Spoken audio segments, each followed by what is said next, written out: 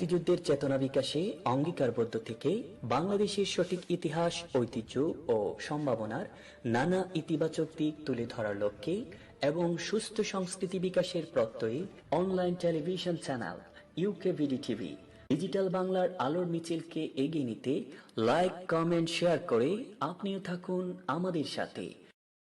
UKVD TV, here to serve the community.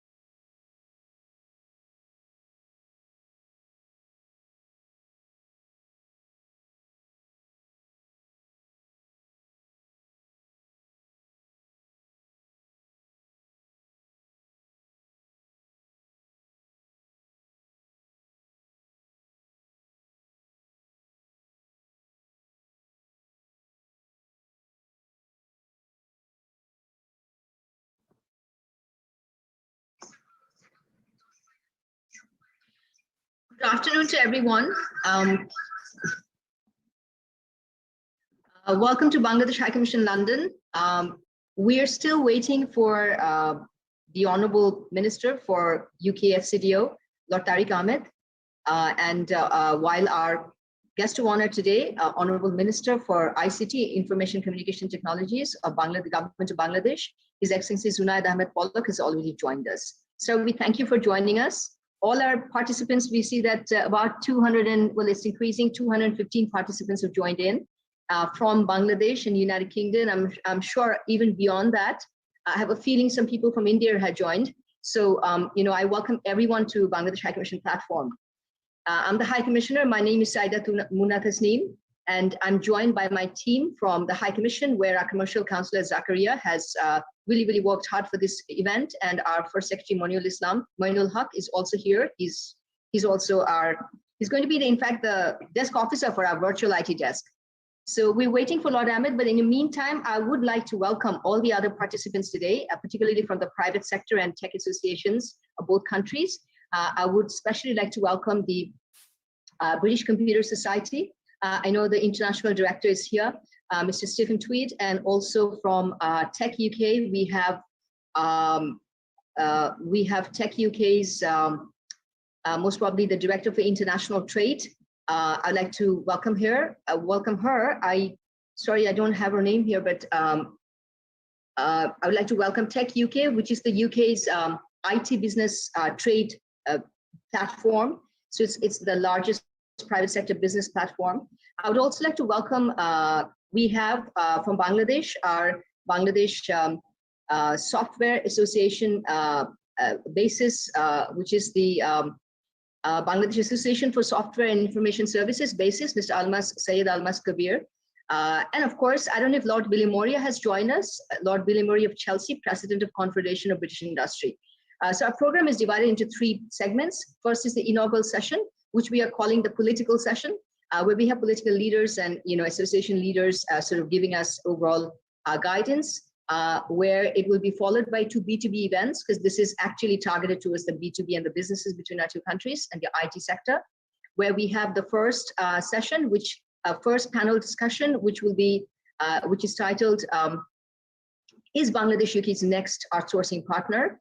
And the second panel discussion, which is Tech Startups Bangladesh, the next unicorn, ? So both are question marked here. We're not sure how far we've grown into these possibilities, but we put a question mark, believing that it's an aspirational target, that we want to, be the, Bangladesh. We want to be UK's next outsourcing partner, and we also want Bangladesh to be the next unicorn, perhaps from any company in the Bangladesh or UK doing business together. So, yes, Sami, you have any advice?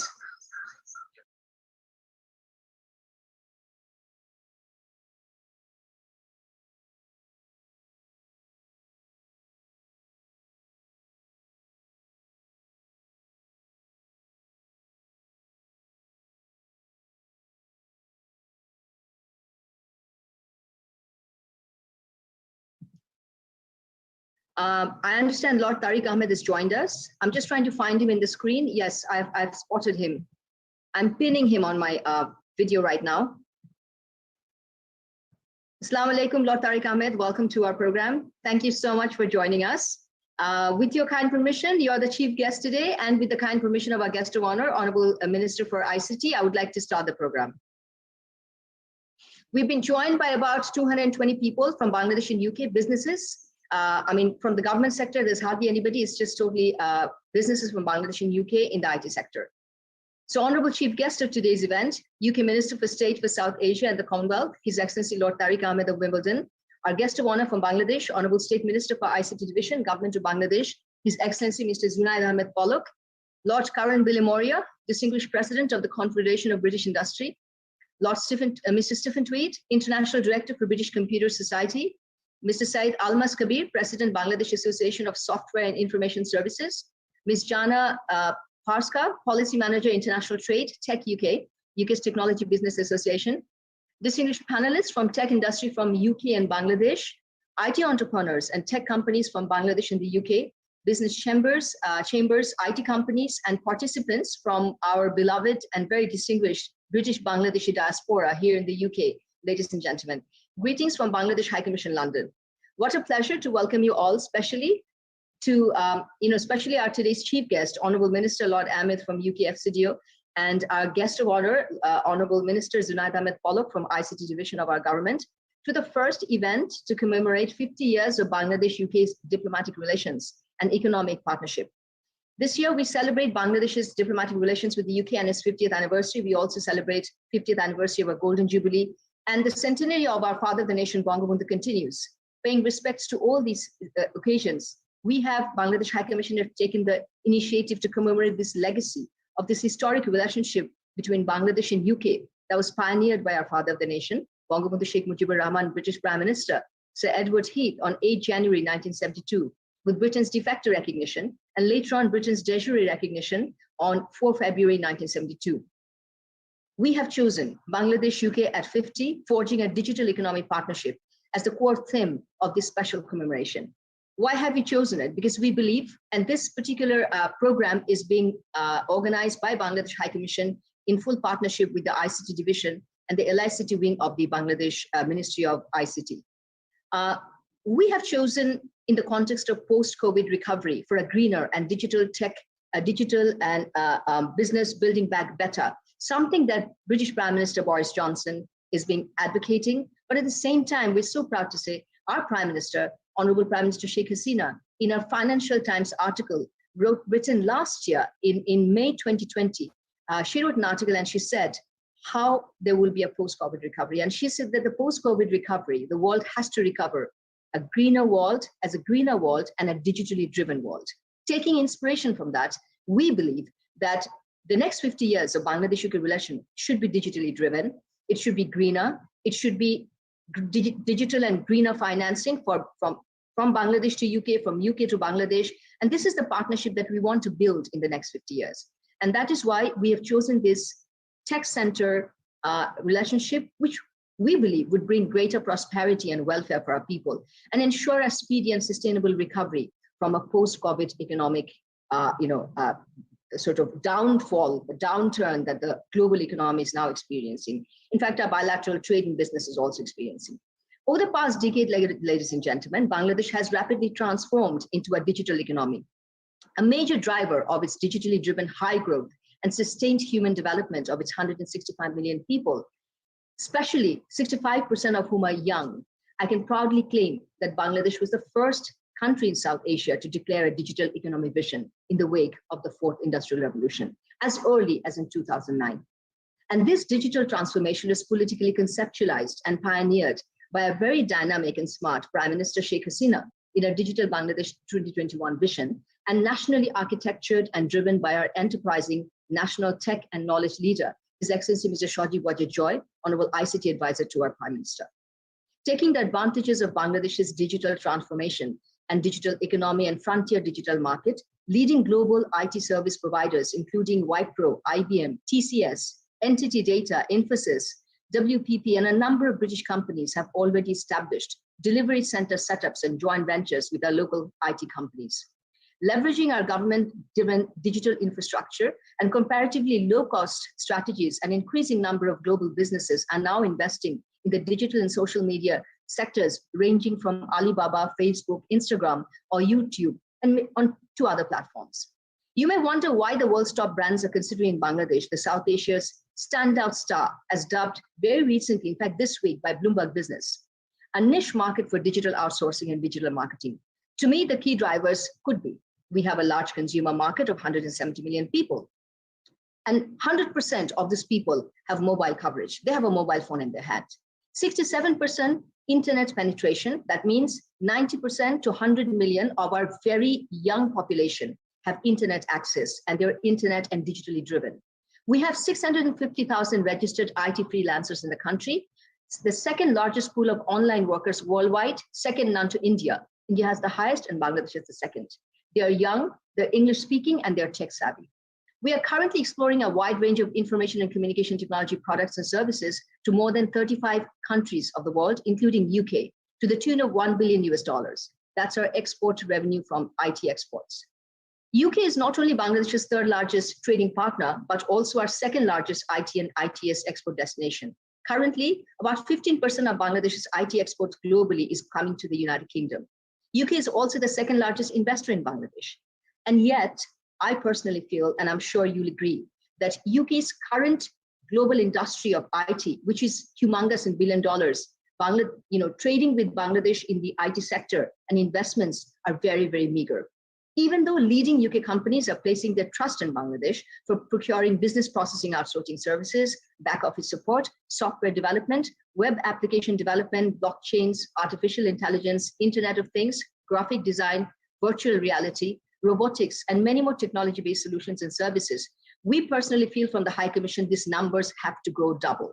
Our target is by 2026, when our ICT Minister has set a target that from 1 billion, our exports should go to 5 billion. We believe that at least 50%, this year or in the next 3 years, 50% of our exports to UK should we should have a doubling in the next by 2023. So we are looking at, currently it's about 200 million. We are looking at 500 million of exports from Bangladesh to the United Kingdom by 2023. And in the digital world, these numbers are a bit fluid. It's all in the web. So if we can get and achieve that number, we'll be very happy. Today, digital platforms for ride sharing, hiring vehicles, providing food and grocery delivery services, education and healthcare services, ticket booking services, mass transit, agrotech, digital solution to solar energy system, supply chain management into fashion industry, all are next door IT stories of Bangladesh, because Bangladesh is doing all this. It's just that the United Kingdom IT industry isn't aware of it. There are limitless opportunities for British IT companies to invest in Bangladesh startups, fintech, and creative digital industry under a liberal public incentive regime with 100% profit repatriation. Undeniably, UK is the global leader in fintech and frontier technologies. Moreover, UK identifies digital trade as a priority in Prime Minister Boris Johnson's Global Britain Strategy and 2030 vision, and an important instrument for sustainable pandemic recovery. However, considering UK's digital profile and the mammoth size of its tech market, Bangladesh-UK engagement is still very insignificant in respect of digital trading, business, and investment. The UK tech sector is making positive steps towards recovery from the impact of COVID-19 with job vacancies. And this is a vacancy, it's kind of a shortage sector. It's climbing to 50% since the year's lowest point in July. There's a huge demand in the IT sector jobs in the United Kingdom.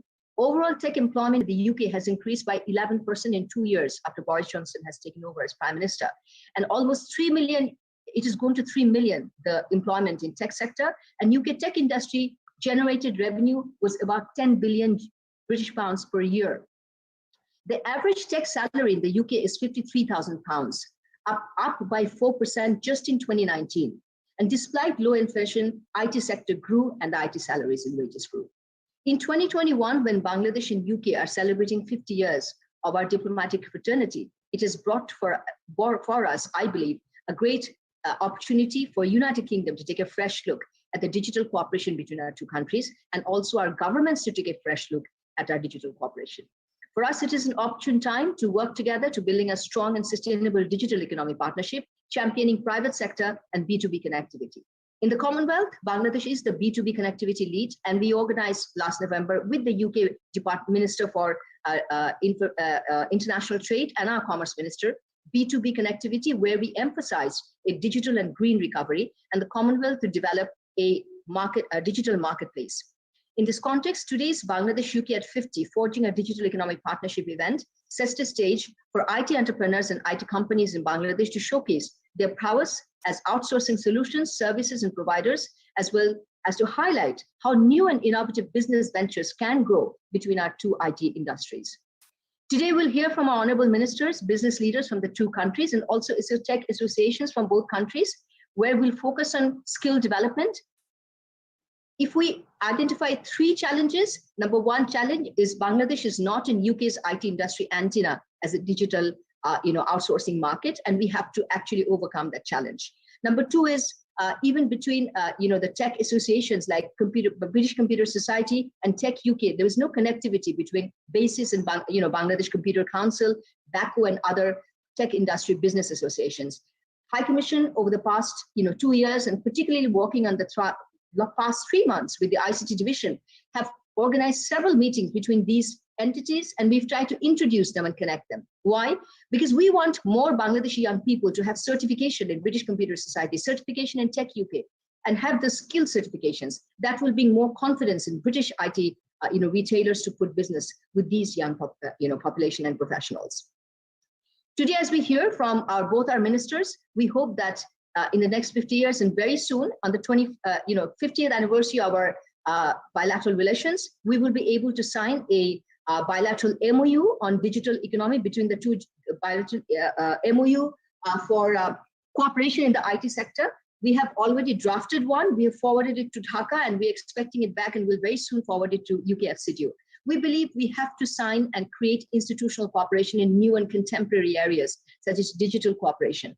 We've also invited reputed firms from UK and Bangladesh to tell their experiences, those who do business and business processing outsourcing to Bangladesh, and those who are doing business with leading UK firms such as BT, but of course, as subcontractors. At this stage, with these words, I look forward that today's B2B event and the other segment both will be interesting to everyone. Now, what is the other segment? The other segment is Bangladesh High Commission London have been working with ICT Division of the ICT Ministry to create a Bangladesh IT Connect UK. That means an exclusive dedicated portal that Bangladesh High Commission London will launch today by the honorable ministers, and particularly our honorable minister from Bangladesh, and witnessed by our honorable minister from UK, where a virtual help desk at the Bangladesh High Commission. It'll be manned by one of our officers, but there will also be artificial intelligence answering questions to British IT industry for any kind of what kind of business opportunities are there, what kind of capacities, what kind of services are Bangladesh companies providing in the IT sector. It aims to connect IT businesses and investors of the two countries through a permanent digital platform. It'll be kind of a one-step portal that will facilitate UK IT companies, businesses, and investors in the digital sector to find suitable technology and BPO partners in Bangladesh. By using the portal, British IT entities will be able to seek appointments and virtual meetings. Without the help of Bangladesh High Commission, they can directly connect with Bangladesh IT companies. We'll be able to register to B2B matchmaking events that are being organized by Bangladesh IT associations, and we'll be able to see profiles of Bangladesh IT companies. Just a click and you can see it. You can browse Bangladeshi startups and what they're doing. All the latest news and tech news and stories of what Bangladesh is doing. They can participate and register for all expos and IT fairs that Bangladesh government is organizing. Particularly, Honorable Advisor organizes 2 big events, Digital Bangladesh conferences and expo. They can participate there. And most importantly, if they want to actually know any information from Bangladesh High Commission London and organize meetings, they can register. We'll be able to send emails and with our to-be partners through this portal. They can directly contact us. Therefore we will be inaugurating this. We hope that honorable ministers will inaugurate the virtual IT desk and the portal where Bangladesh's IT sector will be connected to the UT IT sector. We're calling it Bangladesh IT Connect UK. I now, I would before I hand over to the next to our next speaker, and before that, I would like to just mention that after the inaugural session is over, At that point, our Honorable Minister for Bangladesh will inaugurate it, the B2B Connectivity Hub. I would request him to do so. But after that, I would request if the ministers could stay back for the B2B panel discussions, they can really hear what the industry is contemplating to increase this business. So with these words, I would now like to request, you see what's in the program, and I would now like to request comments by Mr. Stephen Tweed, International Director for British Computer Society. Mr. Tweed, you have the floor, sir. Thank you very much, Your Excellency, and thank you very much for inviting me today. It's a real pleasure to be involved with this event. As you know, for me, being invited to this event and beginning to learn more about Bangladesh is a new territory for BCS. We have had an office in Sri Lanka for several years, and they're kind of evolving into a regional centre now for BCS. But this first connection through BASIS, which you introduced me to, and BITM has been very positive, and we've had our first meeting this week to discuss the way forward, and that's very exciting. So we're looking forward to doing that. So just for those who are unfamiliar with BCS, we are the Chartered Institute for IT. So we have a mandate which is to make IT good for society. And just to paraphrase kind of Charles Darwin, looking at it's kind of not the strongest who survive or the most intelligent, but those who adapt to change. And that's really why BCS is here in this kind of technological era of change, is to help industry, to help individuals, and to help governments and corporations to adapt to that technological change. So there's two parts to BCS. We have an institute and we have a learning and development arm. The institute deals with membership, and we rely on our members. We have 60,000 members globally who are involved in the IT industry. We rely on those members to inform us of what information they need and what support they can have from us. So we work to create professional certifications. I don't like the term personally, but it's to help future-proof industry. So where industry is needing new technology, new information, where technology is moving quickly and they need to support their staff and they need to support their changes of strategy, then BCS works with them as an exam board to create syllabus and to create courseware and an examination, which allows them to train their staff to get them up to speed with the latest technological innovations in, for instance, artificial intelligence, blockchain, cybersecurity, DevOps, business analysis. So it's kind of quite a wide-ranging portfolio of certifications that we offer, that we hope to offer in Bangladesh. We don't deliver those certifications ourselves. We're wholly reliant on training partners locally to do that for us. And so that's the focus for us at the moment. That's where we are developing our relationships in Bangladesh, and we hope to build those relationships going forward. It's a very exciting time. There is a lot of things happening at the moment, and we're very pleased to be invited and to show people and talk to people about what BCS has to offer as an organisation. At the heart of what we do, I have to say, are our ethics. We are collaborative rather than competitive, and so we don't go where we're not invited, and we will work alongside partners in different countries around the world to develop their technology industry, but we're not going to impose ourselves on you or our ethics or our competencies. We work with you to decide what's best and work alongside you to deliver those certifications to your corporates and to your training providers.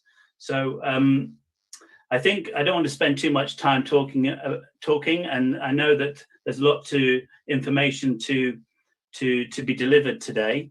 I think what's already been mentioned by Your Excellency is the idea of jobs and creating jobs and investment, and I think that's also at the very heart of what BCS is about.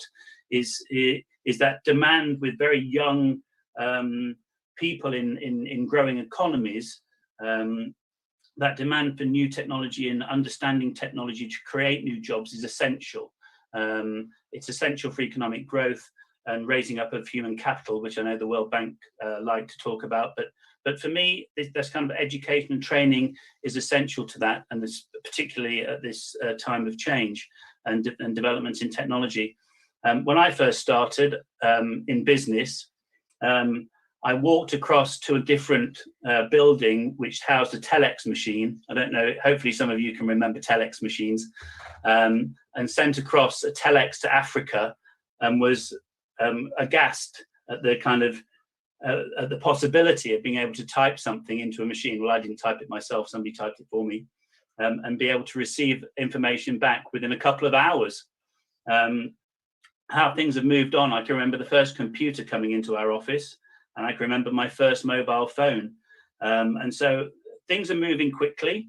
It's good to be kept up to speed, and that's my role. So if anybody has any questions or wishes to contact me for any reason whatsoever, please do not hesitate to do so.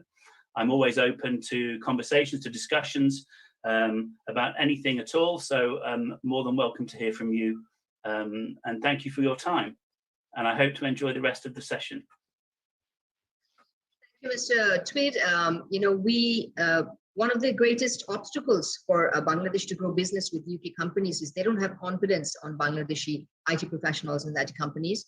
I believe that certification from your organization, and if you can create a partnership with BASIS, and I'm sure Almas Kabir will reflect on it, or Bangladesh Computer Council, then you can have a platform where we can have certification by your organization. So we look forward to that, and we look forward to building that skills confidence, on Bangladeshi IT professionals. With these words, I would like to request Mr. Saeed Almas Kabir, who's the president of Bangladesh Association of Software and Information Services, to take the floor. Thank you.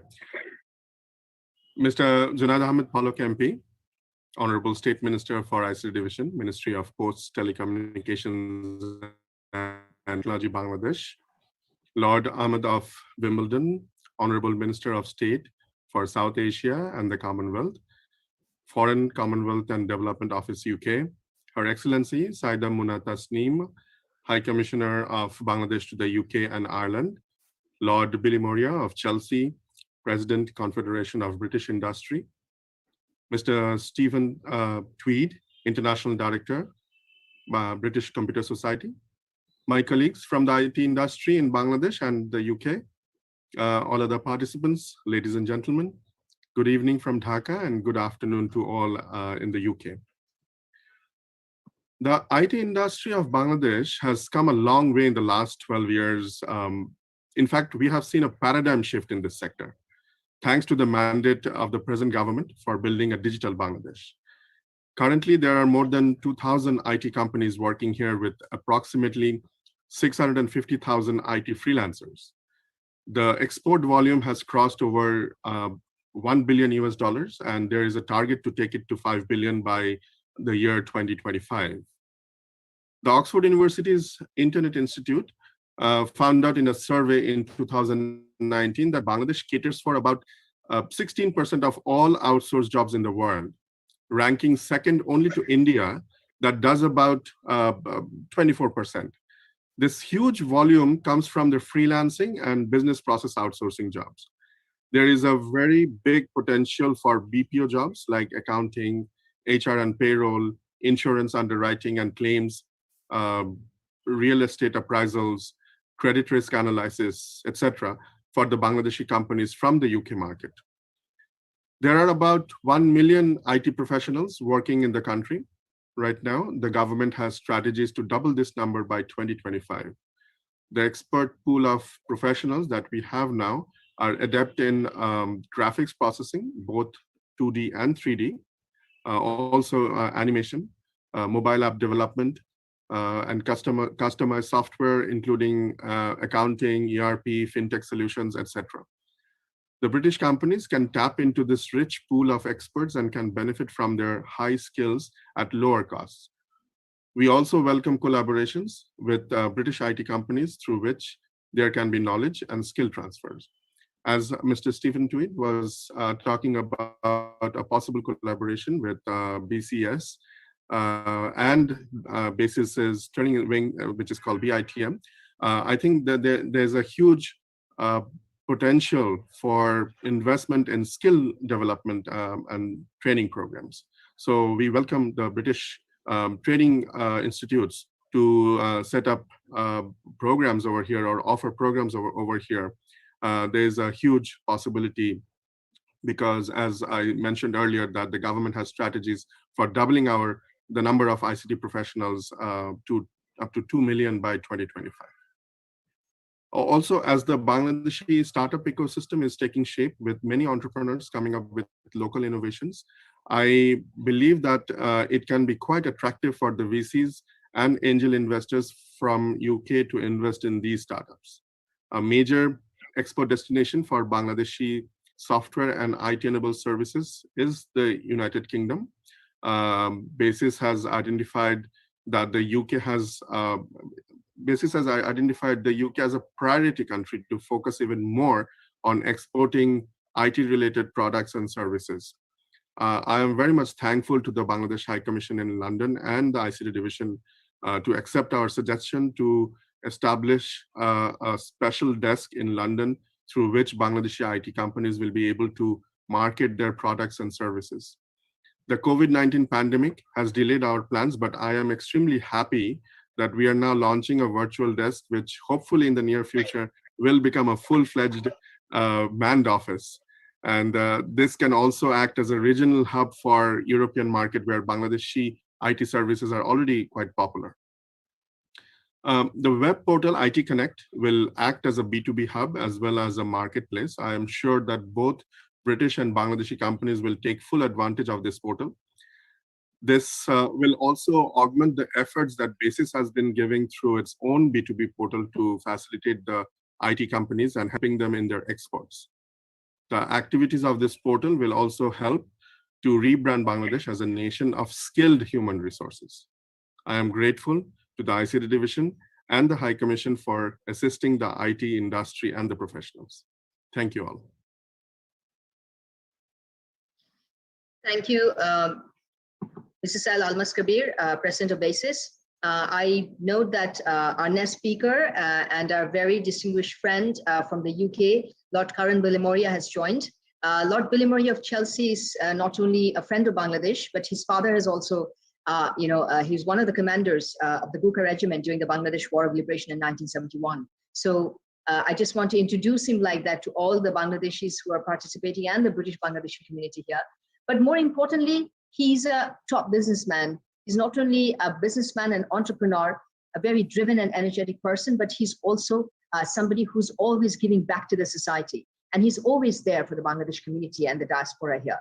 Currently, he holds that single honor of being the president of Confederation of British Industry, which is the topmost business and industry body, just like FBCCI in Bangladesh in the United Kingdom. Karan, I request you to speak, but I also want you to reflect a little bit that, I mentioned already in my inaugural comments, and you were not present there, that UK's IT business is growing under Prime Minister Boris Johnson, and over the past 5 years, it has really boomed. Even though in post-COVID, there's a 50% job market demand for IT professionals, and there's a more than 10% of global market share in fintech from UK. And the sector is now worth more than 11 billion a year to the UK economy. Just in 2020, UK fintech investments stood at 4.1 billion in 2020, more than the next 4 European countries combined. And there are many businesses. I think UK is also one of the largest unicorn companies in the IT sector. If you could reflect a little bit that why, you just heard our BASIS president speaking that Bangladesh is, when it comes to outsourcing, it actually, our freelancers outsources 16% of global jobs, where India is 24%. But why is it that UK IT entrepreneurs are not taking a look at Bangladesh? As CBI president, what role can you play to help us build, currently our share is 15% of our total exports to UK, total exports globally of IT products, but we want to increase it to double by next 2 to 3 years. How can we do that? Please advise us. You have the floor, sir. Excellency, thank you so much for inviting me to speak. And I was there for your introductory remarks and heard every word crystal clear.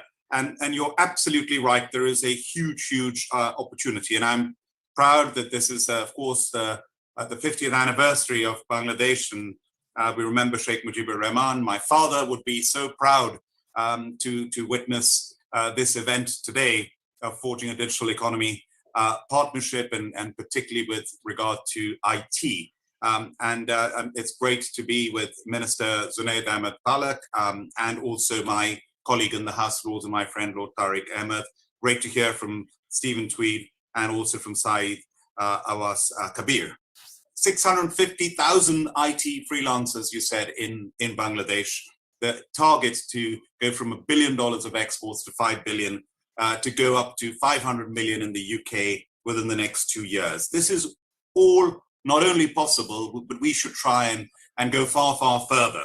And I think you're absolutely right. For example, fintech that you just mentioned just now, Your Excellency, my friend and fellow Zoroastrian Parsi, Ron Khalifa, has just released his fintech review, which has been very well received by the UK government and globally. And there is enormous potential there, including with Bangladesh. The UK now, we control our own independent trade policy for the first time in over 40 years. And 2021 is a watershed year for us, with us hosting G7 next week, and also COP26, the climate change conference in November. This is a fantastic opportunity. The trade between the UK and Bangladesh, we can increase that significantly. It was £2.9 billion by the end of 2020, and we are the third largest destination for Bangladesh's exports after America and Germany. And the partnership that we have, we think that the economic partnership in the post-Brexit world should bring the UK and Bangladesh economy through the pandemic and use trade and investment to build prosperity in both countries and new opportunities, and in particular, when it comes to IT. And when it comes to digital, this is a watershed moment. I was proud to chair the B7 meeting last month, which is the premier business organizations in the G7 countries. We also had South Korea, Australia, South Africa, India, and Business Europe at the table. And I always say we may have left the European Union, but Britain will never, ever leave Europe. And we continue to be a member of Business Europe. And in that, we focused on digital. We focused on climate change, and we focused on trade. And of course, the pandemic was overshadowed everything. And we had Dr. Ngozi, the new Director General of the WTO, who said we've got to get past no more protectionism. We've got to work together as a global community, and the WTO needs to be reformed. And the chief economist of the IMF, Dr. Geeta Gopinath, talked about the recovery that is going to happen around the world and how government support and the vaccination program is so important. And when it comes to digital, the message was very clear. One of the participants in the B7 said, thank God for digital in this pandemic. Just look at what we're doing right now. Parts of the world may be locked down. We may be under restrictions, but thanks to technology, we are able to communicate and carry on working. Thanks to technology, thanks to digital. And we would not have been able to do this 10 years ago. But there's a big but to it. With more digitization comes much more danger. And then we are more vulnerable, and predominantly with cybersecurity. So we need to work together as a global community, the UK and Bangladesh, not only to advance digitalization, but also to deal with cybersecurity, and we're perfectly placed to do that. So here we are. The UK has made it very clear in our new integrated review, our new foreign security and our trade policy looking ahead is a tilt to the Indo-Pacific. So Bangladesh is right in the center of that. It is a priority for us as a country, and I look forward to taking this further. And the Prime Minister, Boris Johnson, said that the bond between us is incarnated by the 600,000 strong British Bangladeshi community who contribute so much to the United Kingdom every day. And I can vouch for that with my business, Cobra Beer. Without the support of the Bangladeshi restaurateurs, we wouldn't be here today. And I will always be grateful. They're an inspiration to us all as pioneering entrepreneurs. And Prince Charles has said about Bangladesh that the achievements have been remarkable, bringing 50 million people out of extreme poverty since 1990, increasing life expectancy, reducing infant mortality, to turning the economy into one of the fastest growing economies in the world. And that's from His Royal Highness, the Prince of Wales. So I conclude with this. The UK, we're very, very proud of our technology history. Going back to Alan Turing, a graduate of Cambridge University, it is his work that led to the development of modern computing technology, to today, Sir Tim Berners-Lee, who developed and founded the World Wide Web, which we all cannot live without today. So let's work together in true partnership with Bangladesh and the UK, and let's not use this term build back better. The mayor of Athens, who I hosted an event with the CBI, he said, we don't talk about build back better, we talk about build forward better. Let us build forward better together, the UK and Bangladesh, in partnership, in friendship, in prosperity. Thank you very much. Thank you, Karan. Your speech is always inspirational. No wonder that you're giving inspiration to British industry and the CBI. So, we get inspired. We absolutely are very optimistic about that we will be able to, increase and enhance our digital business with the United Kingdom. And we definitely look forward to your guidance on that. So we'll continue this dialogue with you. But thanks again for paying a tribute to our diaspora. I'd like to take this opportunity to pay my tribute to our diaspora, and particularly the curry industry and the hospitality sector, which is a heritage, and a backbone of Bangladesh community. And it has built the foundation for our community here. And we have tremendous respect for them. And, thanks to British government and their incentives to support this industry during the COVID pandemic. As B7, chair, congratulations on that. But, one thing that developing countries have been asking for in Bangladesh, which is access to vaccine, access to trade, and access to technology. And we hope that you will drive that agenda, be our ambassador to do that.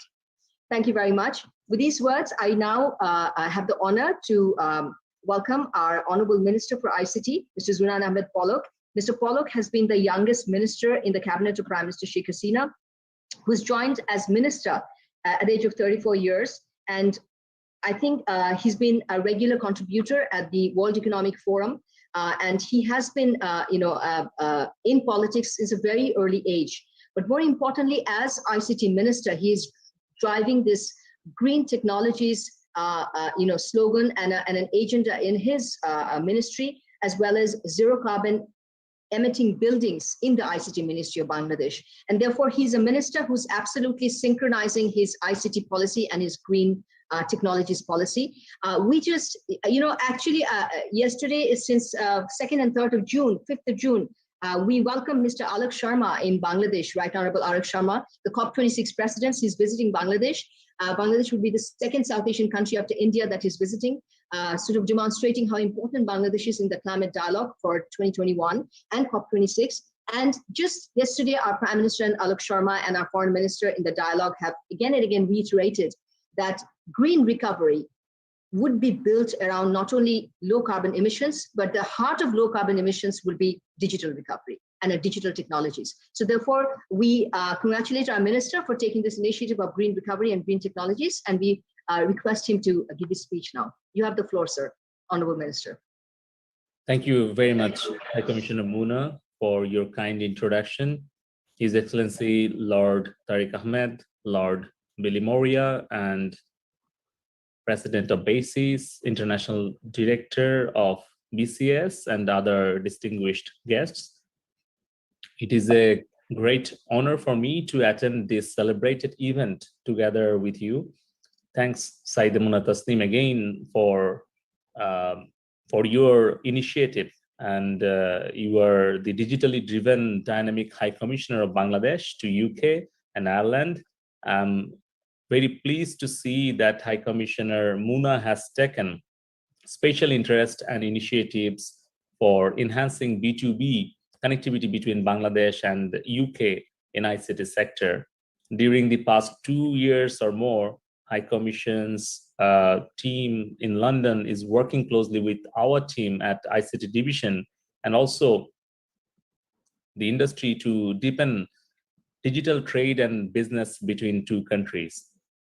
I'm particularly happy to see high-profile IT companies and personalities from both Bangladesh and UK joining today's B2B connectivity dialogue, which I'm confident will generate more digital trade and business between our two economies. Distinguished panel speakers, our very own youthful and vibrant IT entrepreneurs from Bangladesh, companies from UK, friends from media, and ladies and gentlemen, I would like to wish you all a splendid evening. We are celebrating the birth centenary of founding father of our nation, Bangabandhu Sheikh Mujibur Rahman, without whom we could not have this Bangladesh as of today. This year, we are also celebrating 50 years of Bangladesh-UK diplomatic fraternity, which is also in the year of our 50 years of our independence. Bangabandhu's philosophy is powerfully reflected in the development visions of the Honorable Prime Minister Sheikh Hasina.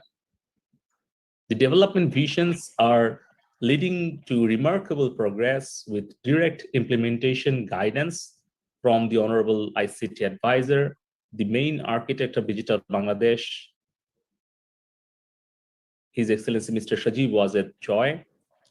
Honorable Prime Minister has envisioned 3 major milestones for Bangladesh.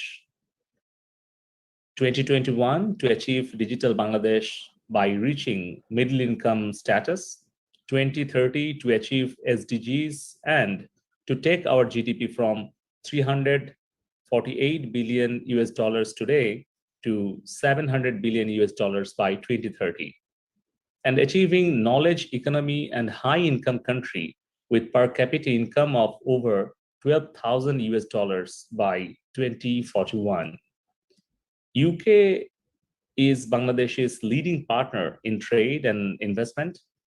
Engagements between two countries are also expanding in the areas of environment and defense sector in recent years. Moreover, the robust presence of vibrant Bangladeshi diaspora in UK is a constant opportunity for diversifying relations in new areas. Still, considering UK's digital profile globally, engagements in sector is not much yet. Considering this, ICT Division of Bangladesh government and Bangladesh High Commission, London, are introducing the first of its kind of portal, Bangladesh IT Connect UK, which is bhcl.itconnect.gov.bd, to help Bangladesh and UK to explore greater areas of cooperation and collaboration in the technology, BPO, digital economies of both of the countries. Bangladesh is now a shining example of economic advancement, human development, and digital transformation. In many indicators, it is faring well than its peers. During the last decade, Bangladesh economy has grown steadily at a consistent rate of more than 6%, making it one of the fastest growing economies in the world. Since 2009, our per capita income has nearly tripled, surging to 2,227 US dollars. A 9% increase in the last year alone, even amidst the pandemic. It is therefore not surprising that World Economic Forum projects Bangladesh will be the 24th largest economy by 2030. We have used homegrown digital technologies to sustain our economy during the COVID-19 pandemic. Technology companies and startups have played an integral role in our crisis response. Digital tools are being used efficiently by government to monitor, track, and contain the spread of the virus, map hotspots, keep people informed, and also to deliver welfare measures and citizen services. Digital services like telemedicine, live update, self-testing tools, helplines, artificial intelligence-powered chatbot, contract tracer, mobile applications, mobile financial services, digital commerce, digital content and videos have been making lives of the citizens easier during this pandemic. The rapid digitization of Bangladesh in the last decade, including 99% mobile phone penetration, over 113 million internet users with access to high-speed internet connections, even in remote villages, have contributed immensely to the recent growth of outsourcing activities, e-commerce, and e-governance in the country. From working from home to maintaining the agriculture supply chain, digital has played a key role in achieving the 5.2% GDP growth in 2020. This journey started 12 years ago with the declaration of Digital Bangladesh Vision by Honorable Prime Minister Sheikh Hasina. Bangladesh is the second largest supplier of online workforce. It boasts of an innovative generation who are hungry for developing the world's most influential startups and tech enterprises, leveraging startup funds and infrastructure provided by government in 100 economic zones and 39 high-tech parks across the country. Taking this opportunity of celebrating together 50 years of Bangladesh-UK diplomatic and economic partnership, I would like to suggest signing an MOU between the countries to extend our cooperation in research and development, innovation, knowledge sharing, and transfer of technologies in ICT-related areas like IT outsourcing, BPO, cybersecurity, startup investments, and so on. I'm also very thrilled to announce the official launch of Bangladesh IT Connect UK today at the Bangladesh High Commission London, which would be the first of its kind of any Bangladeshi diplomatic mission abroad. I would like to thank Bangladesh High Commission London and Leveraging ICT for Growth, Governance and Employment project of Bangladesh Computer Council under the ICT Division for their active role in setting up this portal. I hope that the portal serves as a valuable resource for businesses and investors of UK who are looking for business partnership and joint venture opportunities in Bangladeshi tech and BPO sector. Finally, I would like to thank Lord Ahmed and the Foreign Commonwealth Development Office of UK Minister, who are considered from Bangladesh a genuine friend of our country, and equally a minister who is proactively promoting business and commerce between the two countries. I look forward to our continued friendship in promoting investment and partnership, especially in the sector of information and communication technology between our two countries. I would like to conclude my speech by mentioning now is not the time for competition, but for mutual cooperation and collaboration. Joy Bangla, Joy Bangabandhu. Thank you very much, Honorable Minister, for showcasing where and Bangladesh, UK can invest in Bangladesh and Bangladesh's digital transformation, both in the public sector, in the e-government, as well as private sector, and also for suggesting that our two countries should, on the occasion of 50th anniversary of our diplomatic relations, consider signing an MOU on digital in the ICT sector cooperation. We welcome that from you. And we now have the honor, the inaugural session. The last speaker is our chief guest, Honorable Lord Ahmed, the UKFCDO Minister for South Asia, Commonwealth and United Nations. Lord Ahmed was, he was in the finance before he joined his political career. He entered the NatWest, and I can see in his Wikipedia that he worked for Alliance Bernstein and Sagden Financial. He was in the financial business, and no wonder that he is promoting the business case between Bangladesh and UK, just like he promotes and drives the political case between Bangladesh and UK. He's a strong supporter on supporting Bangladesh, hosting our Rohingyas. And at the same time, he has been an outstanding friend of our High Commission and our government, and also in promoting Bangladesh-UK bilateral relations in the last 2.5 years that I have been here as High Commissioner. And I've heard from my predecessors that, he has been a minister to the David Cameron government. He has been a minister to Theresa May government, and now he continues to be a minister in Prime Minister Boris Johnson's government, and a very important minister and a trusted friend of the Prime Minister, so we've heard. And we depend on him when we are in a crisis. The other day, when we couldn't get a vaccine, we turned to him, and he tried to help us in his every possible best way. When we have issues with our Biman flight cargo stopping, we look to him. When we have issues with our Sonali Bank, we're not looking towards him. So in every way, he's our friend, philosopher, and guide. Lord Ahmed, you have the floor, sir, and we welcome your presence today. And we look forward to a long, long-lasting partnership and friendship between Bangladesh and UK, especially in our digital partnership on the occasion of our 50th anniversary. You have the floor, sir. Well, good afternoon and assalamu alaikum from a very sunny London. High Commissioner, in your introduction, you make me sound terribly sage and old. I think I can stick with the sage, but after seeing the dynamism of your very young minister, perhaps I'm reflecting on my own age in a very different way. Although I would suggest, and my great friend Lord Bilamoria would be testament to this, that I still count myself as amongst the younger ones when it comes to the upper house, the House of Lords in the British Parliament. But it's my true pleasure to join you all this afternoon, and particularly joining the Hon'ble Minister Palak. And I listened very carefully to his contribution, and I think Bangladesh is well served, sir, with your insight, experience, and dynamism in this important portfolio. It was also great to hear from my great friend, Lord Karan Bilamoria. Karan and I have known each other many years, and I'm absolutely delighted to see him at the helm of British industry and business in his role as president.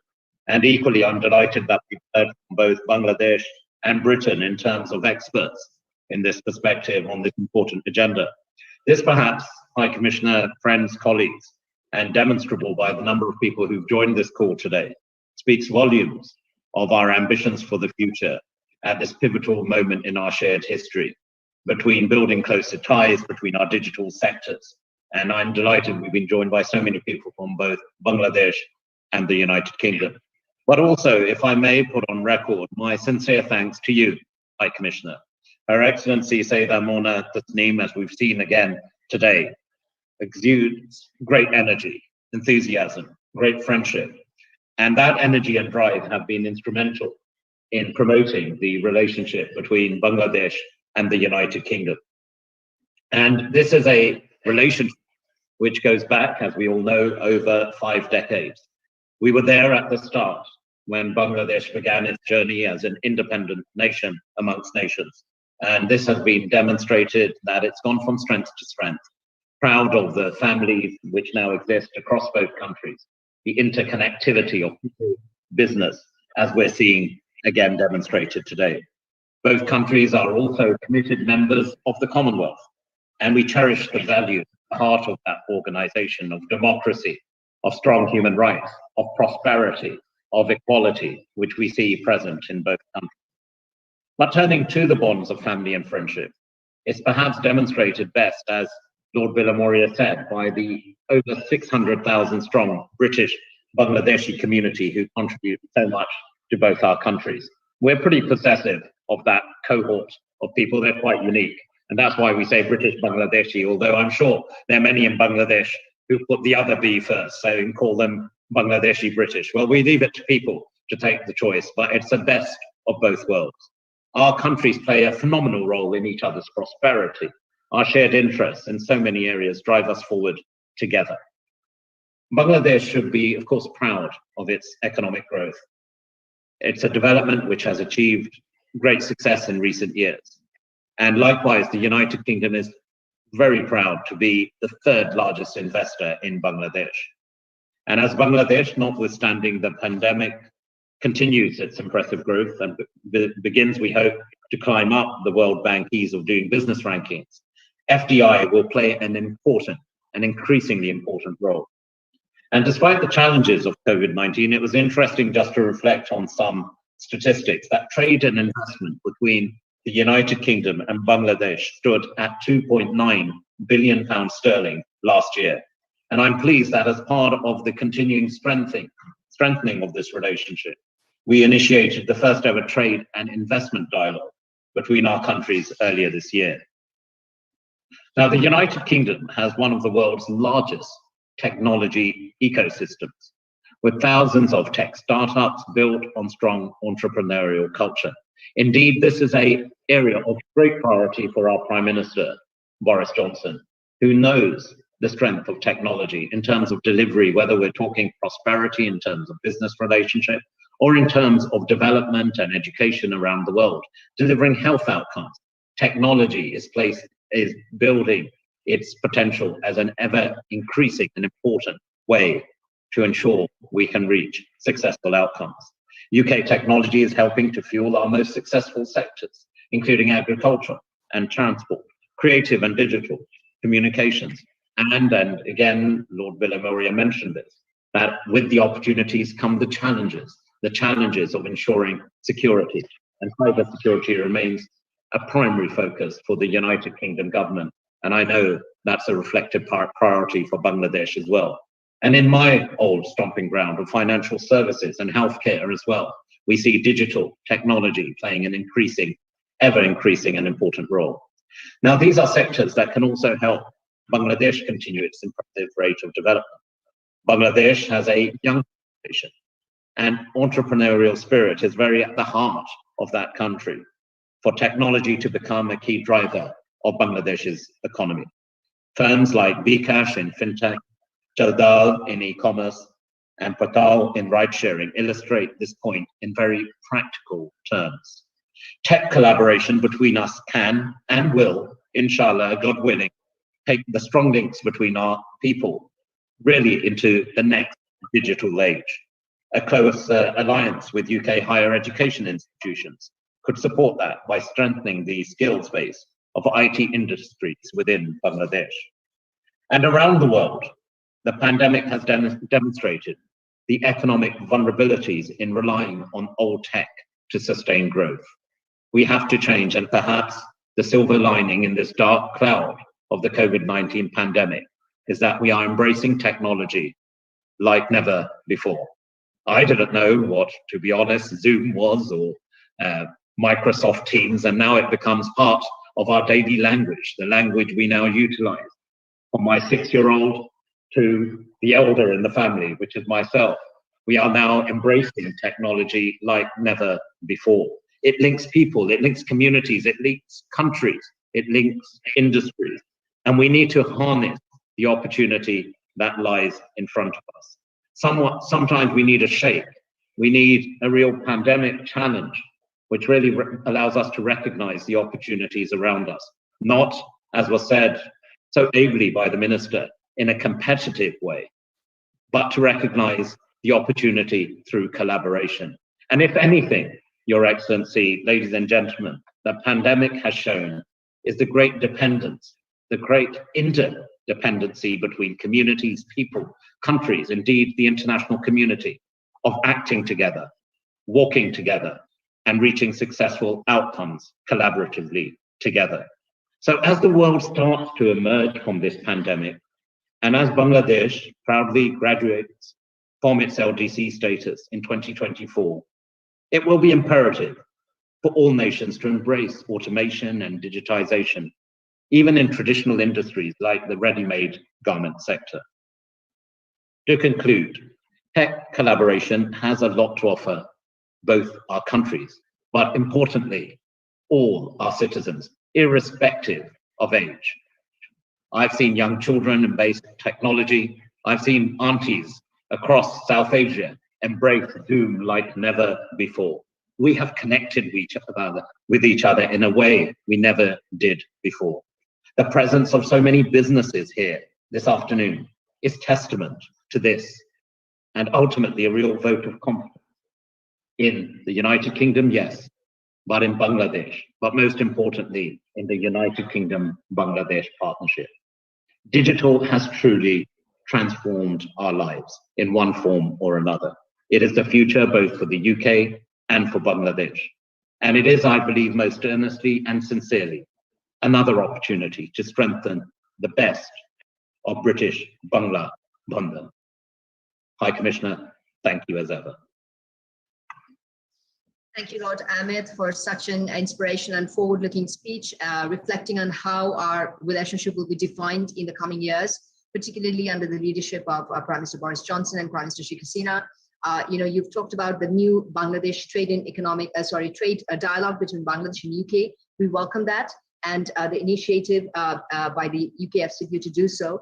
And definitely, ICT sector is going to be featuring very strongly between our two countries. At least I'm going to drive it very strongly, and I know that you are so committed to it. The digital Brit Bangla Bandhan, if you could call it. But we, from your side, your Brit Bangla Bandhan, and we're calling it Bangladesh UK at 50. So these are the slogans we're using on the 50th anniversary. And thank you again for paying a tribute to our British Bangladeshi diaspora. We call them Bangladeshi British diaspora. You're spot on that. So yes, we consider them Bangladeshi first and then British. Coming back, we have already actually, our cyber security department of the ICT ministry, and the minister will agree with me, has signed an MOU with Cyber Wales. We are creating some technical and capability enhancing partnership and knowledge sharing on the cybersecurity side. It's extremely important to look into the cybersecurity as we become more and more dependent on digital in a post-COVID world. So I want to particularly thank you for coming to us and saying these inspiring words. We look forward to creating a dialogue between our digital ministry. I must admit, I tried my best to invite, to engage the digital minister into this program. And there, I would like to flag again that particular, perception that Bangladesh is not in UK's digital antenna. But I hope that through you, you'll be speaking to the digital ministry and encouraging them to engage more with Bangladesh government, particularly our ICT ministry.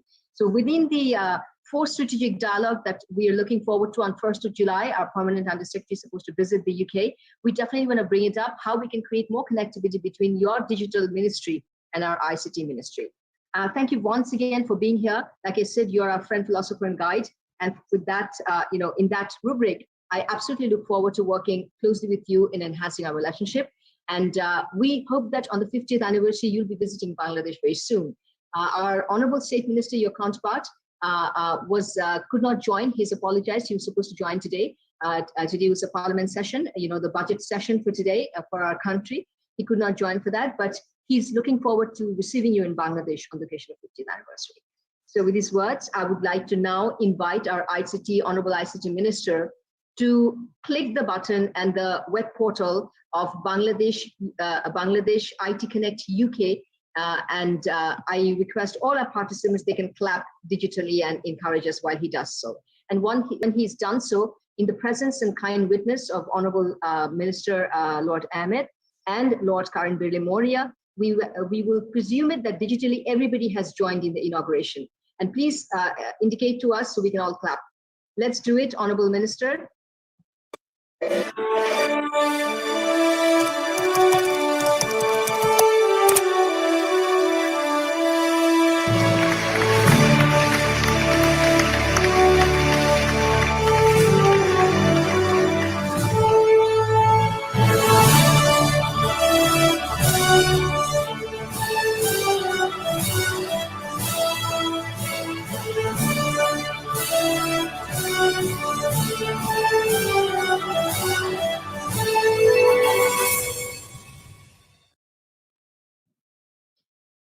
Thank you very much, everyone. We've really clapped a lot.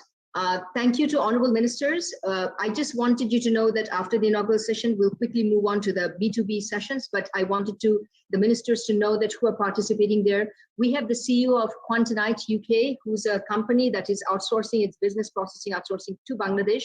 We have the Federation of Small Businesses, National Procurement Lead. They will be looking into small IT businesses and placing it in Bangladesh. So we've invited them to speak today. And then we have the International Business Development Manager of the Computer Network Systems Limited, again, data processing that is, does business, outsources its business worldwide. And we're looking towards doing that in Bangladesh. We have from Bangladesh, CEO of Cutout Wiz, Kausar Ahmed Nirav. And we also have Niaz Ahmed, CEO of Olik. These are, companies that are doing business outsourcing orders from the United Kingdom. So today we've got companies in the first segment, which is titled as Is Bangladesh UK's Next Outsourcing Partner?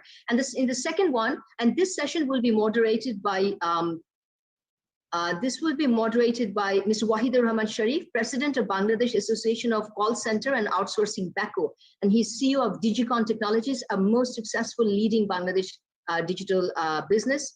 And also the second session, which is Tech Startups Bangladesh, the next unicorn, question mark. The moderator will be Ifti Islam, CEO of Pathfinder and Chairman of Infinity Tech, which focuses on stocks and bonds. And Ifti Islam has really helped Bangladesh. You know, Bangladesh's stock exchange, the Dhaka Stock Exchange, 20% has been bought off by Shanghai Stock Exchange. Ifti Islam played a pioneering role in that.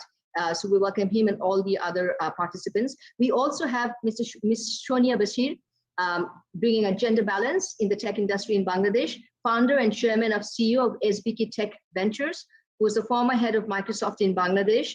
And then we have the panelist of Ningyi Teng, MD of Vion, Global Digital Financial Service. They're doing fintech business with Bangladesh from the UK.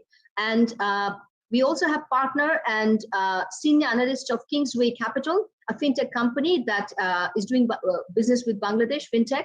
And John Davis, CEO Cyber Wales. Again, we said that Cyber Wales has signed an MOU with Bangladesh ICT Division Cyber Department.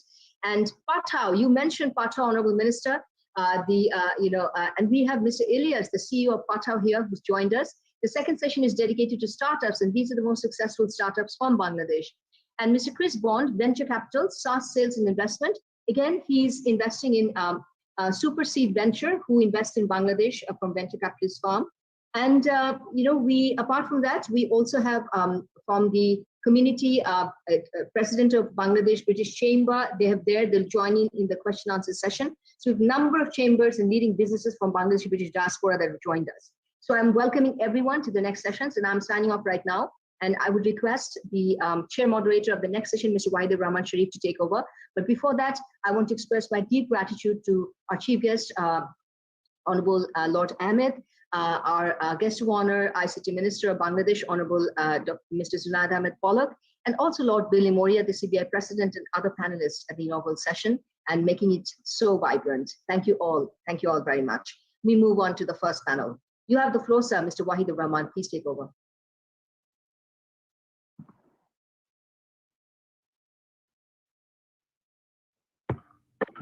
Sorry. Thank you, Your Excellency, distinguished participants, other excellencies this evening. Good evening, and the panelists. Your Excellency introduced the panelists very nicely, so I will not take more time to introduce them. So I will, as the subject matter says, that is Bangladesh UK's next outsourcing partner. We talked about throughout these last hour with all the distinguished excellencies talked about the success stories where Bangladesh is today as per the Digital Bangladesh vision by our Honorable Prime Minister, our ICT advisor, Mr. Sajib Wazed, and also the dynamic State Minister, Palak Bhai, who is here today. His guidance and working with the private sector and industry actually created this ecosystem where we have successfully came to this far, and many more success stories I'm sure we will talk about throughout the panel discussions. The biggest, I think, is the demographic dividend that we enjoy and enjoying currently, and we will be enjoying in coming days.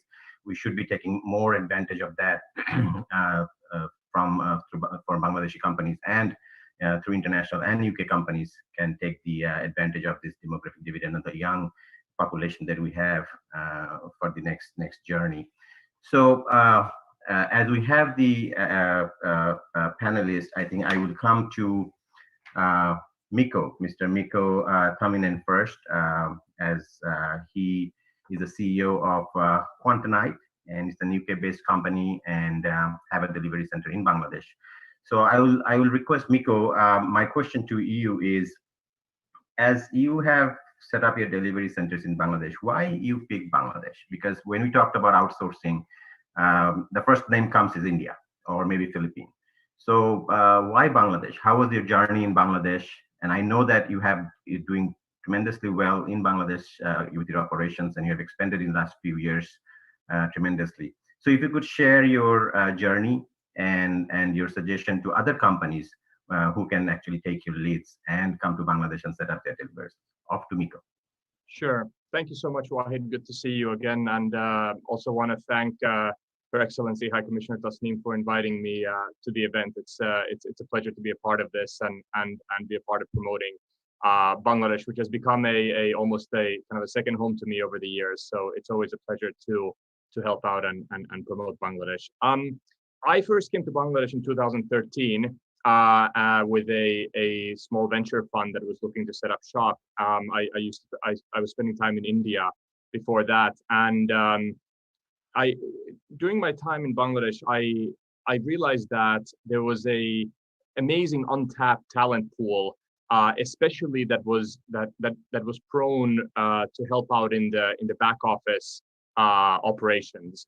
So this is very data focused workflows around content moderation, data transcription, data entry, and I thought that in these types of services, Bangladesh was actually much better placed than, for example, India. I had spent almost a year in India and had seen a lot of the BPO companies operating there, and I felt that when it came to the back office operations, Bangladesh was completely an untapped market. And I mean, some of the for those listening that could consider Bangladesh as an outsourcing destination, I think some of the kind of concrete benefits that Bangladesh offers is a much lower attrition rate in our industry as opposed to, for example, India and Philippines. In India and Philippines, in the BPO space, a 30 to 40% attrition rate is not unheard of. That's quite normal at times.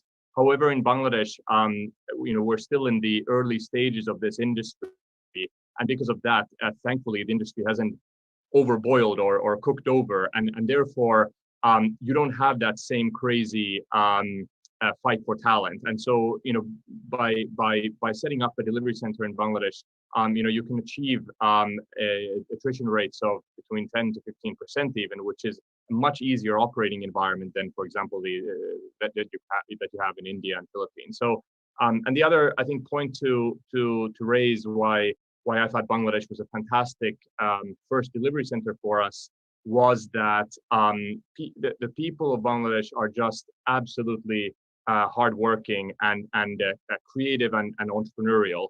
And I think when you compare it to some of the other countries where this industry is more matured, those qualities go a long way, especially when you're setting up something for the first time. So those are hopefully some concrete points for people to consider if they're thinking about setting up shop in Bangladesh.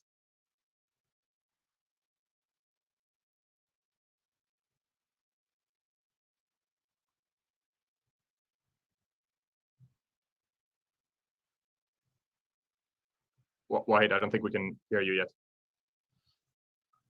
Okay, yeah, thank you, great. So a couple of points I took from your point is definitely the lower attrition rate that you are enjoying, which is fantastic, because then you were able to retain your employees, and you can train them, and you have trained employees, so you don't have to hire and train, and that way you will be able to cut your cost going forward in your operations. The other thing I wanted to talk to you about is what suggestions, beside the attrition rate, what other suggestion you may have for other companies in UK who may be interested to setting up a delivery centers, and maybe the unique selling points that Bangladesh has. One definitely is the attrition point, for them to be able to come and look Bangladesh as an outsourcing partner country. Sure. So I mean, over the years, there are different reports that, of course, go around about ease of doing business. I'm originally from Finland, and Finland is as far from Bangladesh as you could get any two countries, and it's always been an interesting comparison. But I have to say that I've found Bangladesh to be a great country to operate in. In an easy business environment, if you're willing to spend time and make the right connection, for example, with trade bodies such as BACO and BASIS, and because again the industry is much smaller, there's a much tighter knit network between entrepreneurs and business people and government bodies, which has been really helpful. So I think it's I would encourage people if you or businesses that are looking at different geographies that if you're looking at India, there isn't really a reason why you shouldn't at least pay a visit to Bangladesh and connect with some of the other businesses operating there. Because I think what you'll find is a great operating environment. And as I said, it's at least in our space, and if you're thinking about setting up a captive office or a delivery center for your business, even if it's outside of the BPO space, I think what you'll find is that there's great talent in Bangladesh that's very eager to get involved with businesses coming in from abroad, and people are very hardworking, innovative, and wanting to learn and gain new skills. So I would just encourage people to again reach out to the trade bodies, people in this forum, if you're thinking about setting up something in the region, and consider Bangladesh as an option. Thank you, Mikko. Thank you very much for your insights. So, saying that, I would like to go to Mr. Kausar Ahmed Nirab, CEO Cut Out With. I wanted to bring a different perspective because he's a Bangladeshi company, have multiple clients and serving clients in UK right now, and also have extensive, and he has a successful example of moving into entrepreneurship from a career. So, Mr. Nirab, if I could ask you to share your experience, that what actually moved you to, you have a very fantastic career, and then you have moved to take an entrepreneurship role and start a company in IT/ITS industry, and also share your experience on serving your customers in UK, what your company does, and your unique selling points to UK customers. Off to Kausar Ahmed Nirab. Yeah, thank you, White Bhai, Your Excellency, Honorable Minister Zunaid Ahmed Palak Bhai. You have turned yourself into a brother for the IT community. So thank you for that, and thank you for being so open. So White Bhai, the first thing when I'm still 33. So when I started my career, I mean, I literally had nothing to do. So rather than doing tuitions, providing tuitions to people, I thought call center industry is going to be, a very good point for me to start and, making some extra buck while you still study. Now, little did I think that this could turn myself into a tech entrepreneur. So to give an intro to everybody, we do image post-production. So we help retail companies and e-commerce shops all over the globe with their photography and product photography and their post-production services. And happily, we do have customers, including Adidas, Reebok, and some of the larger brands so we have a studio as a partner in London, which is called iHeart. So yeah, the entrepreneurship journey was starting from a call center, and then just by the luck of just because of the opportunity that was given to me by the management to do some R&Ds, finding out good companies, finding out the contact information of those people. So when I started my business, that actually helped me to figure out which are the companies that I should be talking to, and at the same time, who are the exact persons inside a company that I should be talking to. I mean, there are thousands of people in a single company, or maybe 10 people in the company, but I gotta address the right people inside the company who actually calls the shot. So yeah, that basically helped me with a little bit of apparel manufacturing background. So that helped me start the journey, and now we are very close to launching our AI platform for content post-production. So the second point, my journey and how did I end up doing work with some of the British name brand studios. So through iHeart, we do Tommy Hilfiger, we do Selfridges, we do Tesco, we do Calvin Klein, and quite a few other brands, Debenhams, for example. So I had to travel a long way and land myself in the UK in 2018, trying to figure out how do I get an appointment with, one of the studios or one of the brands. And it turns out that I was so lucky to have 3 appointments. And I went there with 3 things. One is the demographic dividend that Bangladesh has. Another one is the ability. And the third thing is the opportunity that I have. There are people, I got asked this question a lot of times, that, well, what's going to be your cost? And my answer was all the time that, hey, if you're looking at a cheap labor kind of thing, that's not who we are. We are reasonably priced compared to the quality that we provide. So, and I literally gave them presentations that, hey, come on, I mean, 45 to 65% of our population is below 35 years of age. And I sometimes threw in the example of our minister as well.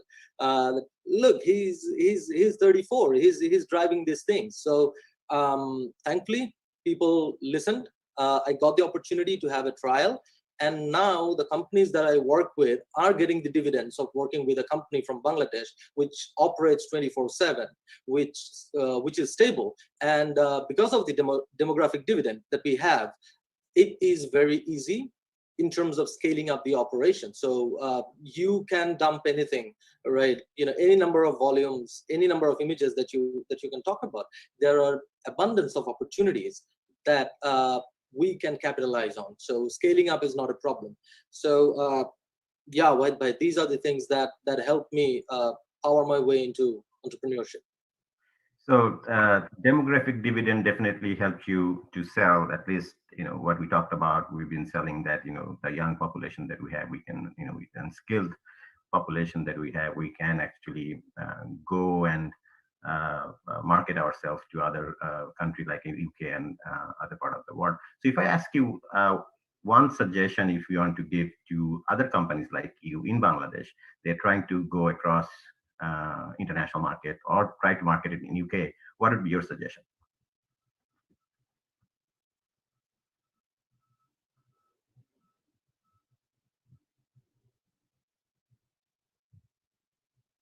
If you can unmute Kausar Ahmed. Now I'm able to unmute it. So I followed a simple formula of 5W and H. So first is who, when, which, where, what, and how.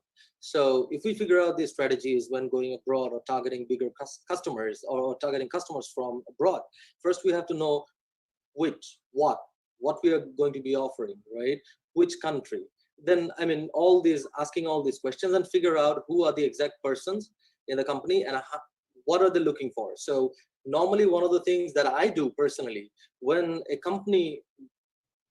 I talk to a company, I ask myself, why on earth that company should give work to me? And then I figure out my answers that, hey, look at the propositions here, right? So let's not think about competition, but these are your dividends. These are your outputs in terms of price, in terms of quality, in terms of sustainability, capabilities, scaling up opportunities. So, and I show it to them. So first thing that I do is figure out who do I want to talk to, and then I, put myself into their shoes, and then start asking why on earth I should give work or I should partner up with this company. And I have seen a significant improvement in terms of sustainability. Companies staying with us just by doing these 2 simple things. That are put yourself on the customer's shoes or your partner's shoes, and then ask why on earth you are going to get all these jobs. And that has actually helped us, to capture the market that we do right now. Great. Thank you, Nirav. Thank you for your comments. So with that, I would like to go next to Mr. Tim Coleman. Tim Coleman is the National Procurement Lead for Federation of Small Business in UK. So Tim, the question I have to you is, you represent the small businesses in UK. So we know that small businesses have many requirements which they may not be able to, and they have more outsourcing needs, and they may not be able to set everything up on their own. So they're always looking for cost cutting and cost efficiency, and how to get their work done, and outsourcing opportunities. So to your experience, when that happens, what kind of opportunities you see that through the small business in UK can do work in Bangladesh with Bangladeshi companies, either in a JV, joint venture way, or creating more outsourcing opportunities in Bangladesh through the small and medium business in UK. So Tim, over to you. Thank you. I think there are probably three main areas where cooperation is possible. The first is investment in Bangladeshi companies by UK companies. Realistically, that is unlikely to happen with small UK companies because they haven't got the funds to do it. The second area is outsourcing development of product, services, software. And that is definitely an area where there's great scope for cooperation between small British companies and small and medium companies in Bangladesh. And the third area is actually where Bangladeshi companies can sell their products directly to the UK, whether they're selling it into the private sector or into the public sector. The biggest obstacle to start with is knowledge. How to actually bring those two sides of the equation together. And the hub, the portal we've looked at being launched today is obviously a fantastic start, and that's great news. So the second aspect, which I think again is important, no matter whether it's a very big deal or a smaller deal, is credibility. There must be confidence from the buying organization that the people they're dealing with can do the job. And I'm sort of fairly well known for saying this, sometimes quite brutally. If you want to sell products and services into the UK, make sure you've got case studies. Make sure you can show what you've already done. And don't run before you can walk. So start with one or two smaller case studies, use those to step one step further up the ladder, and continue to do that until you get to the position you want in the marketplace. But certainly there are a lot of small and even micro businesses. So we're talking in some cases, micro is 1 to 9 employees, small is then 10 to 49, who are operating and sometimes operating very successfully in the UK market. But their first stop would normally be naturally to look for subcontractors in the UK. So again, I think it's very important that we have an operational portal that we're talking about today, where those small British companies can know where they go to help. And I think if one can overcome that, the rest, as they say, will become history. And the big question is, can the British and Bangladeshi community work together on this? Absolutely, why not? The world's an oyster. The opportunities are there. It's overcoming fear, raising credibility, but initially almost like a marriage agency. It's introducing the different sides of the equation one to another. Thank you, Tim. Definitely, yeah, absolutely. So as you say, that this portal definitely is it will help, and as from what you're saying, that the small companies definitely they have the opportunity. They are looking for opportunities to collaborate and outsource, but they're not actually looking. They don't have that platform where they can find the companies who actually can they can go and talk to. So I think this platform, which we have, the High Commission and the ICT Division have launched today, probably will add a lot of value going forward, and to combine the companies in UK and the companies in Bangladesh to collaborate and move forward. So thank you, Tim. I'll probably come back to you if we have time. I will go next to Mr. Matthew Riley. Matthew Riley is the International Business Development Manager for computer network systems. So Matthew, you are representing a Bangladeshi software company in UK, and so I wanted to talk to you about what is your unique selling point when you're selling a Bangladeshi software company or Bangladeshi IT company in UK. How do you sell a Bangladeshi company, and what is your findings from your prospective clients or existing clients in UK? What are they looking for, and how do you address that, cost-wise, skill set-wise? If you want to share some of your experience. Sure. So first of all, thank you very much for your question, and thank you to Her Excellency the High Commissioner for the invite. And as well, I'd like to pay my respects to Honourable ICT Minister and my lords from the United Kingdom as well. So Computer Network Systems, our company, we are operating all over the world, but we're a Dhaka-based, Bangladesh-based software firm. We have over 1,000 employees in Dhaka, so we're on the larger end of the scale.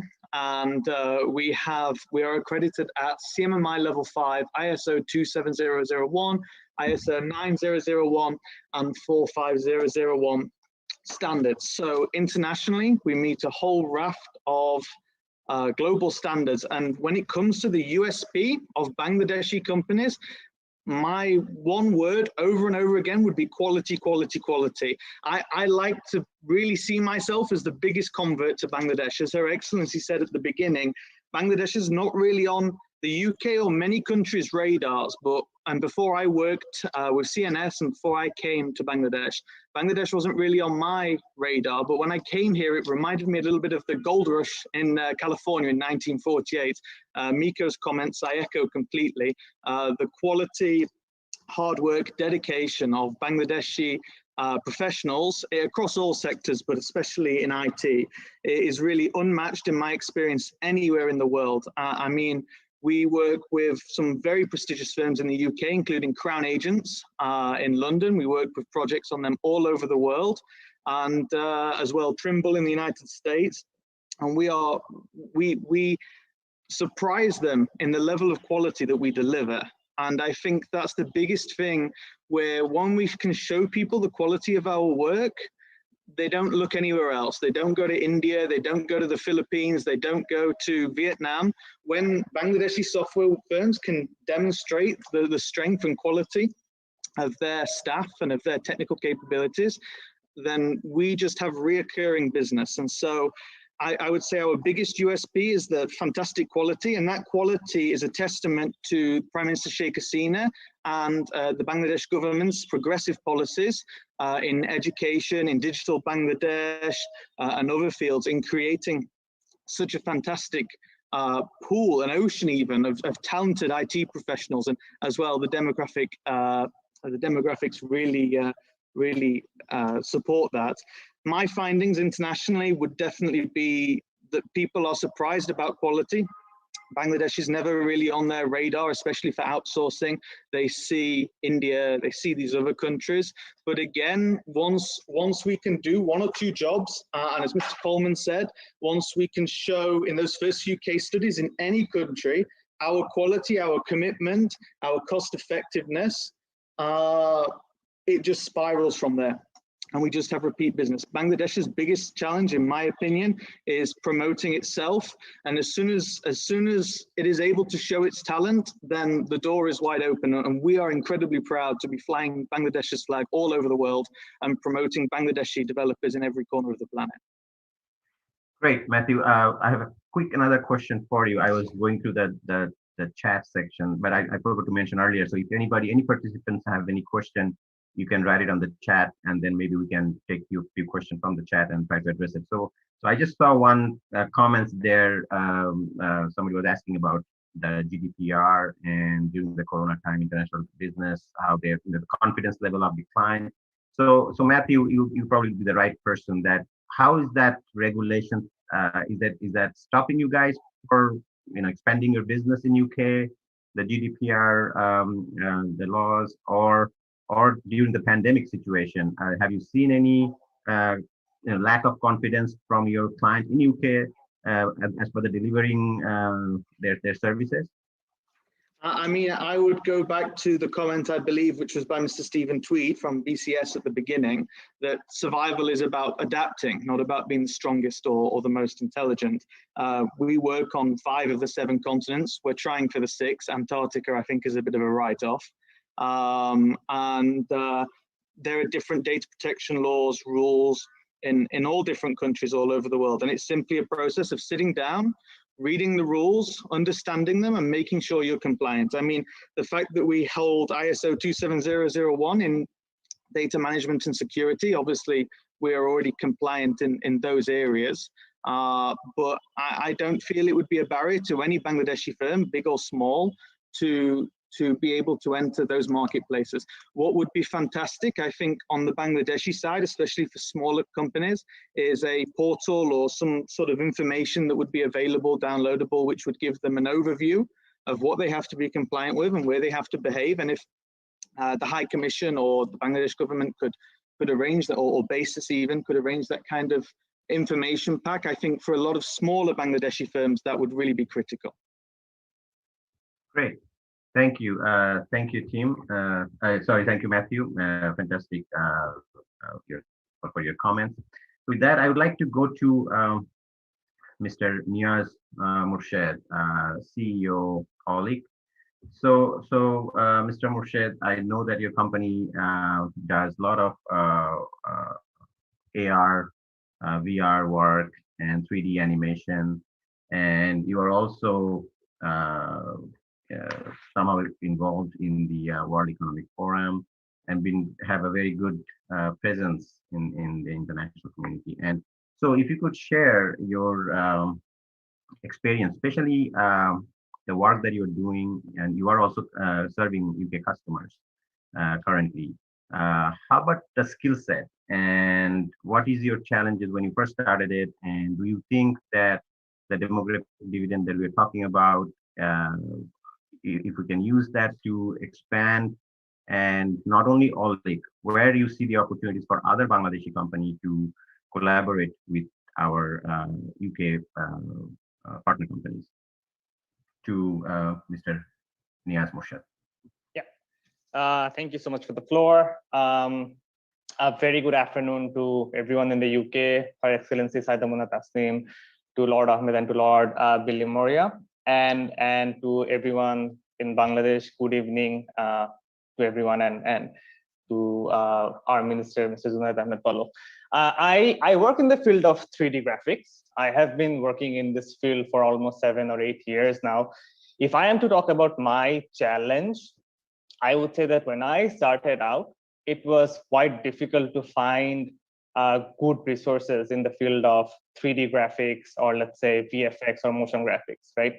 This is not something that was being taught institutionally in most of the universities here.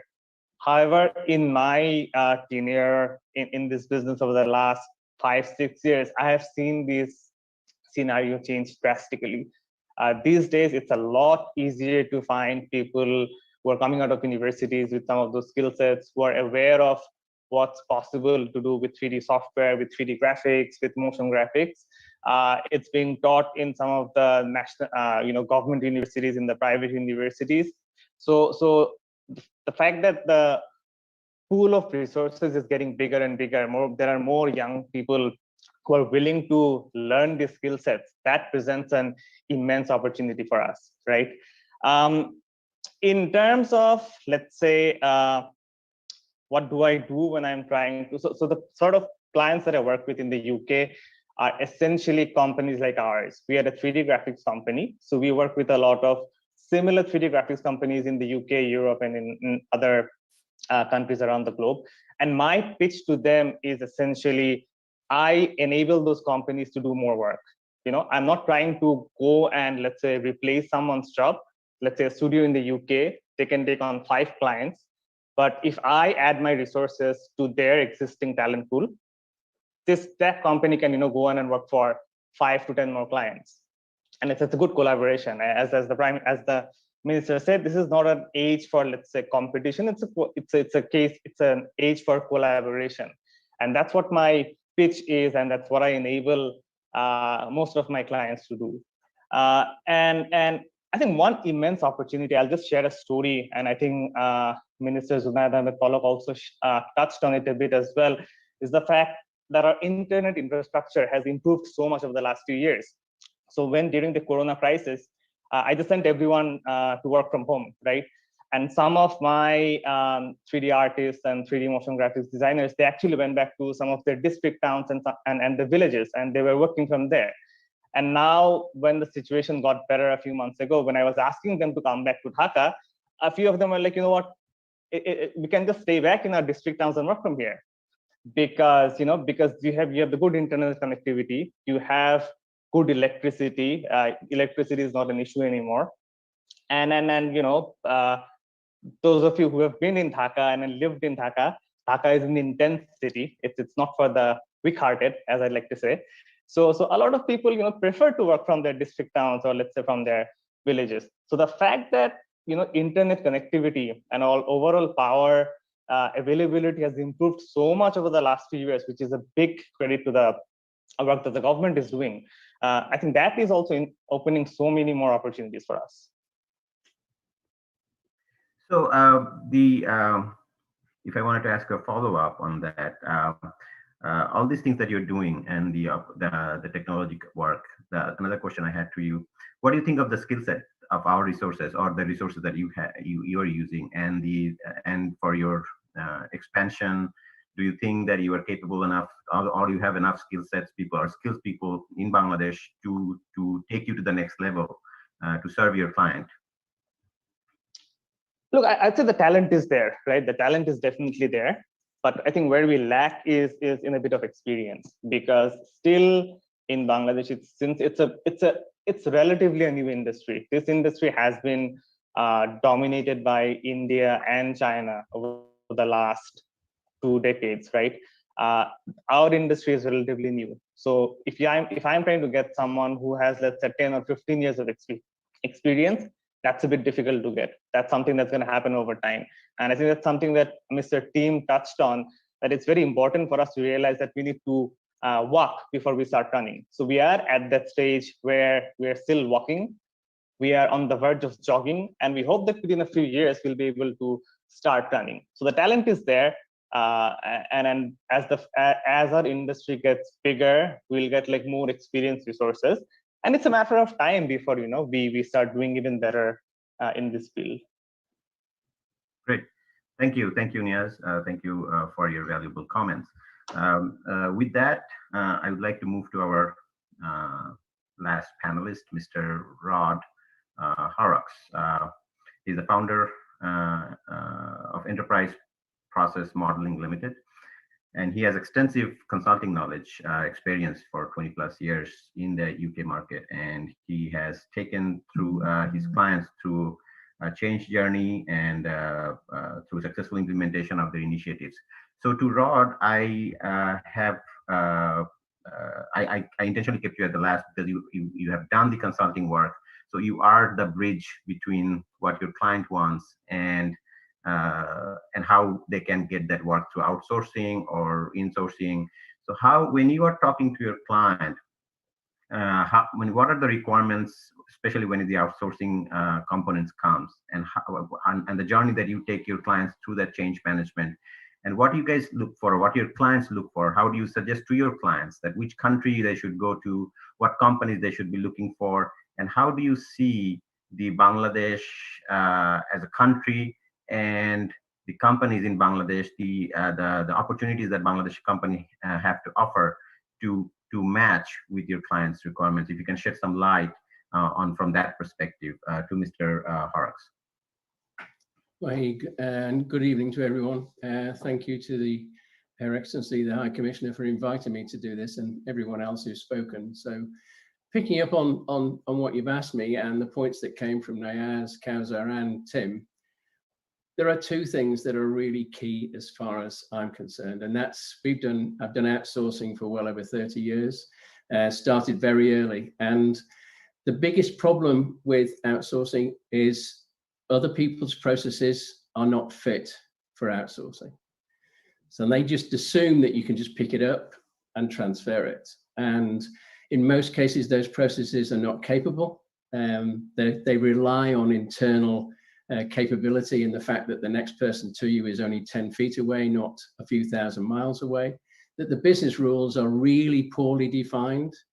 And therefore, you can try and take an AR process or an HR process out of the company with great benefit, but it doesn't work because the rules and how the understanding is not there. So the first thing we tend to do is get people to understand process, which is not normal in a lot of places. They do not understand real process. And the second issue is being able to buy consistently good digital capability. Most people do not know how to buy, specify, and manage digital input. And therefore, one of the things that we always try to do is to ensure that businesses understand how you assess capability. I had some great words from Kauser about his way of doing what I would call customer value propositions, really understanding the customer's requirement properly, really professing the proper value proposition and not focusing on cost, but focusing on quality and the capability that you've got behind it. And I've done a lot of the work has been around India and places like that for outsourcing. And both those are still the problem. Is there a good understanding of the process? Have you done a really good job on specifying what you really want? And has the outsourcer really managed the expectation of the person outsourcing? Because it always falls over in, this is what I'm expecting to get. This is what I actually have got, and they never meet. And so from the point of view of being able to do that, really managing what is the expectation of the buyer and what is capable. And it is very common, it has been very, very common to just say yes to everything without challenging the business process and the capability, but trying to get the tech to solve problems which are to do with people and with process. Great. So definitely from your comments, I picked up that you have to understand what process you're doing, and you have to be an expert of that process that you are trying to go and from both perspective, from the company that outsourcing and the company who will be taking this job, so that they understand each other's exactly what the work is. Right. I mean, that's what I picked up. And the following follow-up question on that is that we have the suggestion that if you want to make two Bangladeshi companies, say we have many companies who are actually in UK market now, or there are companies who are looking into going into the UK market for software development, outsourcing, other works in the IT sectors. If you want to give them some pointers, what would be your suggestion to those companies that they should look for? There will always be a requirement for education. Don't assume that the buyer and the procurer of that skill and that capability understands what they're buying and how they're going to manage it. So you will have to educate to begin with, to understand what's happening. If you take Niaz's business, that is really difficult to buy, because if you take that and you say to somebody, I'd like to do 3D rendering, the number of people who really can do that properly outside of aerospace and automotive is really small. But the amount of capability it gives you as an SME is huge. But you're challenging somebody who's probably never ever done anything more than 2D design with a 3D concept that you can spin, change the color, stretch it, squash it. That is really huge, and there's a lot of education required to be able to make that work. And the second one is, as for me, is making sure that you do understand who the customer is, what the business process is they're really trying to capture, and that you understand the actual business benefit of it, not just the fact that it can be done faster. What's the real business benefit? What will you release by enabling you to do this? So a real understanding of that, and being able to sell that as a value to the business, not as a cheap way of moving yourself forward. Does that make any sense? Absolutely, absolutely. So it's a value addition to your customers that you need to understand, not just your chip, not that I can do or deliver the product cheaper than India or cheaper than Philippines. That's not what the customers are going to be looking for. They're looking for how you can add value to my business. If I got you correctly. Yeah, and you have, and that what that gives you as Bangladesh is changing the narrative. behind the sell of what you're trying to sell, because it's what it's saying. I'm going to give you a really quality product, which is what Matthew talked about, but also I understand how this will add value to your business, and give them that opportunity to challenge that. Absolutely, absolutely. Thank you very much, Rod, for your suggestion and comments. And I believe that we are probably almost at the end of the discussions. So what I just wanted to sum up the discussion points that we had. We talked about great, in Bangladesh perspective, great attrition rate. We have, if you're going to compare to other countries, we have great talent pools. The skill set is there. They just need the guidance. They just need for them to train them and then show them the way. They will go miles for the customers and the clients. And definitely the opportunities, what we heard from our UK counterpart, is there from in the public sector in UK, private sector in UK. There are a lot of outsourcing opportunities that's there that can be captured by the Bangladeshi companies. Also, UK companies are willing to come and do the set up their delivery centers if they know about this. So that's one of the problems that what Matthew mentioned is the branding, the country branding, what we talked about all the time.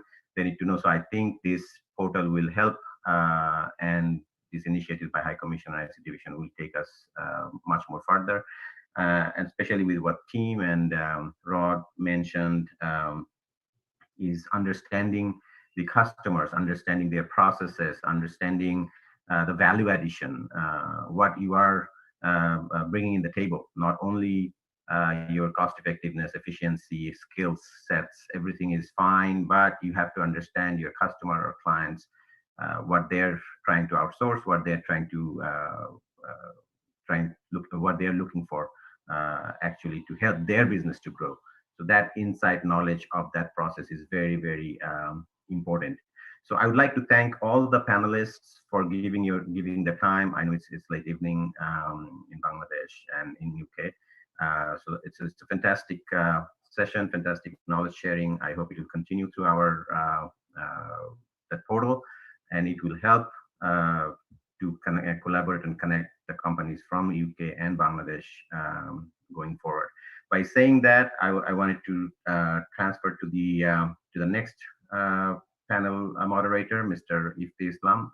Off to you, sir, for your next panel. So I'd like to thank everybody and thank the High Commission, ICT Division, everybody to give me the opportunity to moderate, and all the panelists. Thank you very much. Thank you. So I think we are currently running 43 minutes late, and it's importantly 11:03 p.m. in Bangladesh. So I will ask my fellow panelists to keep it within 3 minutes if we can. So let's see if we can start a productivity miracle in terms of efficiency of speaking, and hopefully we can have an electrifying conversation, at least to keep our friends in Bangladesh awake, since it's after 11 o'clock.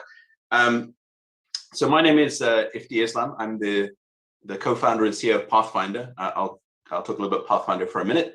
I'm also the chairman of a tech company in the UK and also AT Capital in Bangladesh. In terms of today's session, the topic is Tech Startups Bangladesh, the next unicorn. We will have, I'll make some introductory comments, then we'll have Ms. Sonia Bashir Kabir give a keynote speech, then Hussein Ilyas Pathau, Lingi Teng of Vion, Maurice Potts of Kingsway, Chris Bood of Superseed, and then last but definitely not least, Honourable Colonel John Davis, CEO of Cyber Wales. And I'll try my best, subject to it not being in the middle of the night, to take some Q&A at the end. In terms of Pathfinder, we're a very young organization, a digital entrepreneurship platform. We were set up at the beginning of this year, and our core goal is to help. If I can also request the other speakers on the panel to stay on mute until I introduce you. Thank you. So Pathfinder is a digital entrepreneurship platform. We have now 200 members across 12 countries. We are supporting ethnic minorities, women entrepreneurs, young businesses in the UK to help participate in and support and nurture a digital, green and sustainable, innovation-led and inclusive recovery in the UK. And the partnership with Bangladesh is particularly important. In the interest of time, I won't go for too long about Pathfinder. I'm happy maybe offline or in the future to speak to anybody directly about Pathfinder. In terms of the core topic about Bangladesh and the next unicorn, let me just give a bit of context and some comments.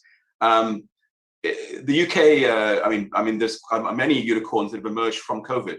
We all know that COVID has accelerated digital transformation, has increased valuations. We can see the Jeff Bezos and Elon Musk of the world, and there are many others. There are now 27 unicorns in the UK, $1 billion plus businesses. And we firmly believe at Pathfinder, I think we'll discuss on the panel, that Bangladesh has one unicorn, I think Bcash, but there are several others. We hope one of the panelists, Patawa, maybe one of the next unicorns.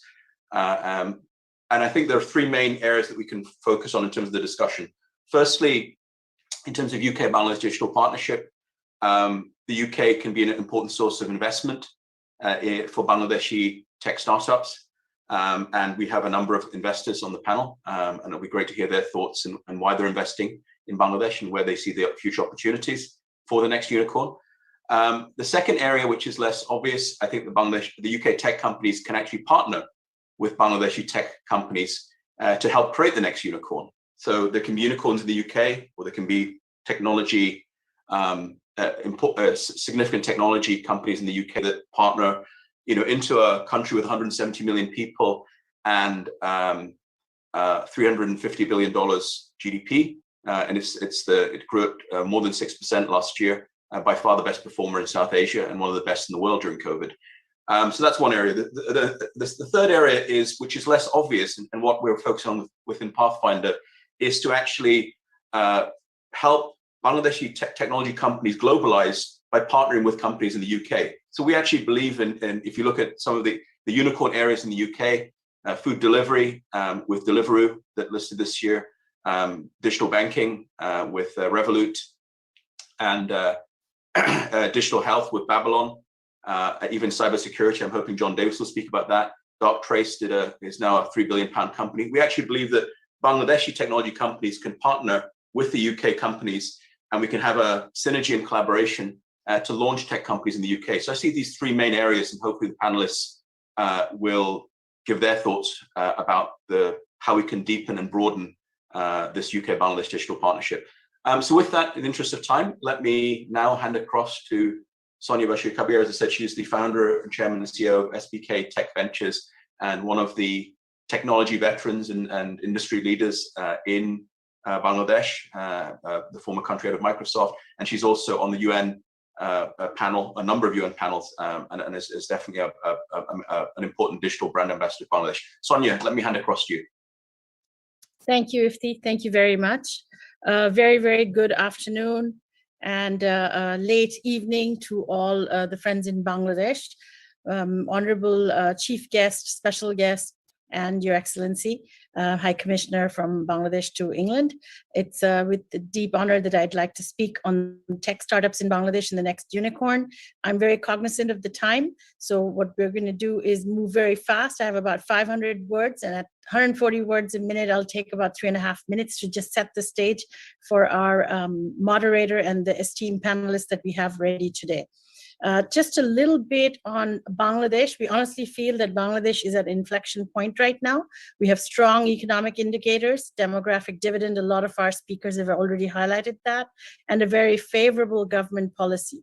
All these indicate that there has never been a better time to invest in Bangladesh in opportunities, especially for innovation. So there are three areas that I'd like to highlight for the inflection point. The first is what we know as the Generation Z or the Generation Z, which is the mobile first, mobile only market that is coming up with our demographic dividend and the way the world is going.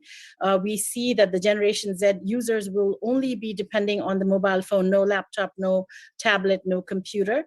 In Bangladesh, 102 million plus internet users, increasing consumption of digital content and service driven by the middle and affluent class, the MAC. are projected to reach 34 million by 2025, and Bangladesh will leapfrog at regional competitors at this mass market digital adoption. The second is the growth of the mobile financial services and the digital payments. 85 million MFS or mobile financial service accounts in Bangladesh, growing at 20% CAGR over 5 years, and 150 million daily transactions. That's the volume dollar size. The 7 million new mobile financial services accounts were created during the pandemic surge. So MFS and DFS promote financial inclusion by banking the underbanked, and that's where we will see another area of growth. And last but not least, COVID-19 has brought about accelerated digital transformation. Health, education, and other traditional sectors with large markets saw this transformation in 2020, which might not have taken place in years in our parts of the world. So these are all getting us ready for the next surge, which is going to increase our growth. If we look briefly at the Bangladesh startup landscape, we have 1,000+ active startups in Bangladesh, 200+ new startups born every year, 1.5 million jobs created. The global VC funding in Bangladesh since 2010 has been $303 million. And I'll just highlight two numbers here, that in 39 million was raised in startups in 2020 compared to 15 million in 2019. And what we're seeing in 2021 is 34.8 million just up to May. So we're seeing that the global VCs are looking at Bangladesh. Bangladesh as a country with its GDP growth and all economic indicators is signaling a high growth, definitely, with disposable income and people asking for services. What are the main drivers for the tech startups? Are fintech, as we mentioned, logistics and mobility. We have Patao, CEO here, who will be a panelist, health tech, edutech, and MSME SaaS.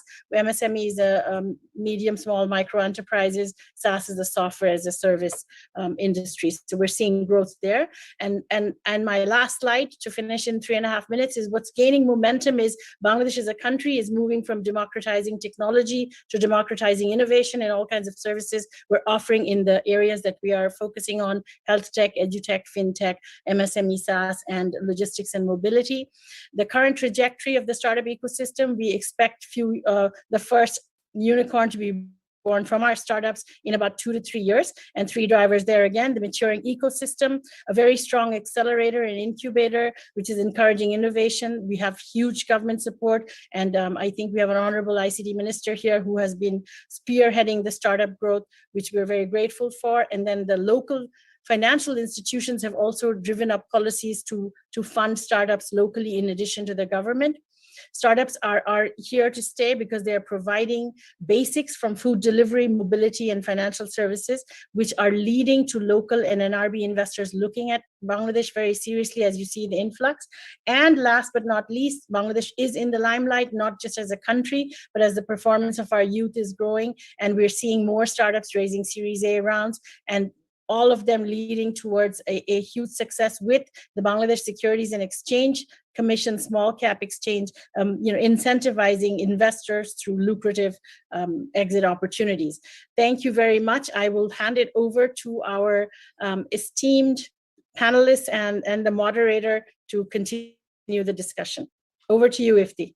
Great, thanks, Sonia, both for the excellent comments, insightful comments, and also for the time discipline. Much appreciated. You start within your 3.5 minutes.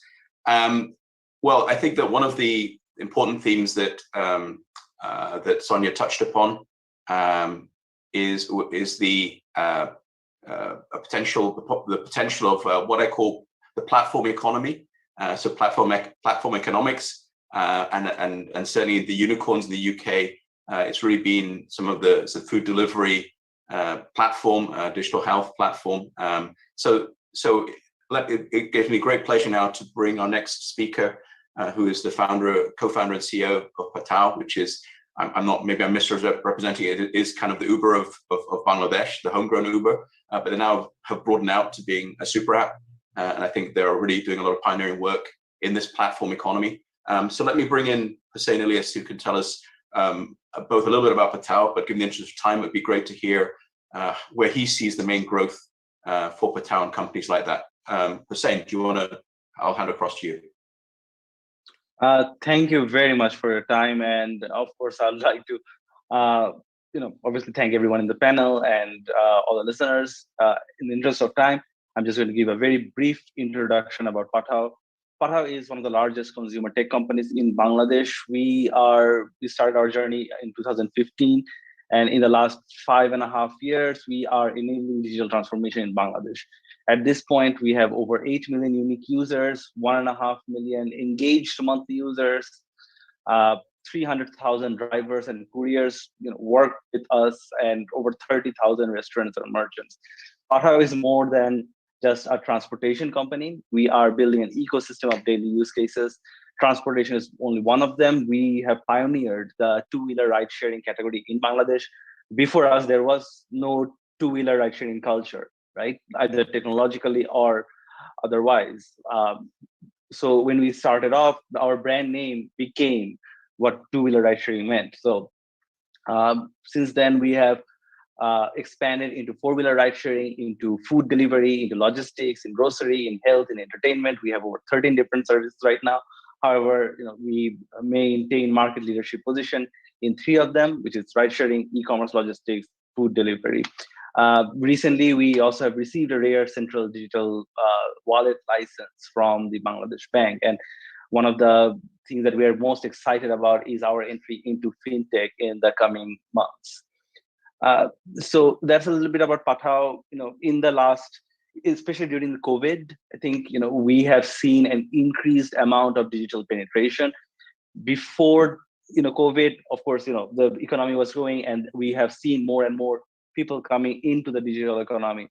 During COVID, we saw an acceleration as more and more people have started to use things like e-commerce, right? Even when people were not really, people were slowly getting used to e-commerce, but now it has become something that they use every day.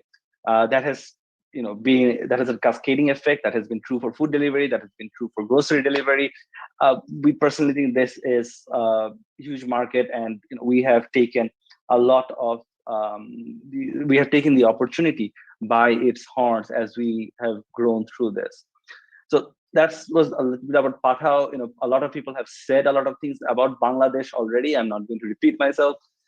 But one thing I just wanted to point out, and I don't think anyone has mentioned it before, Bangladesh as a country is a new country, and it is a country where a lot of VC capital has not flown in yet. Especially when you compare that with even neighboring countries like India or perhaps in Indonesia.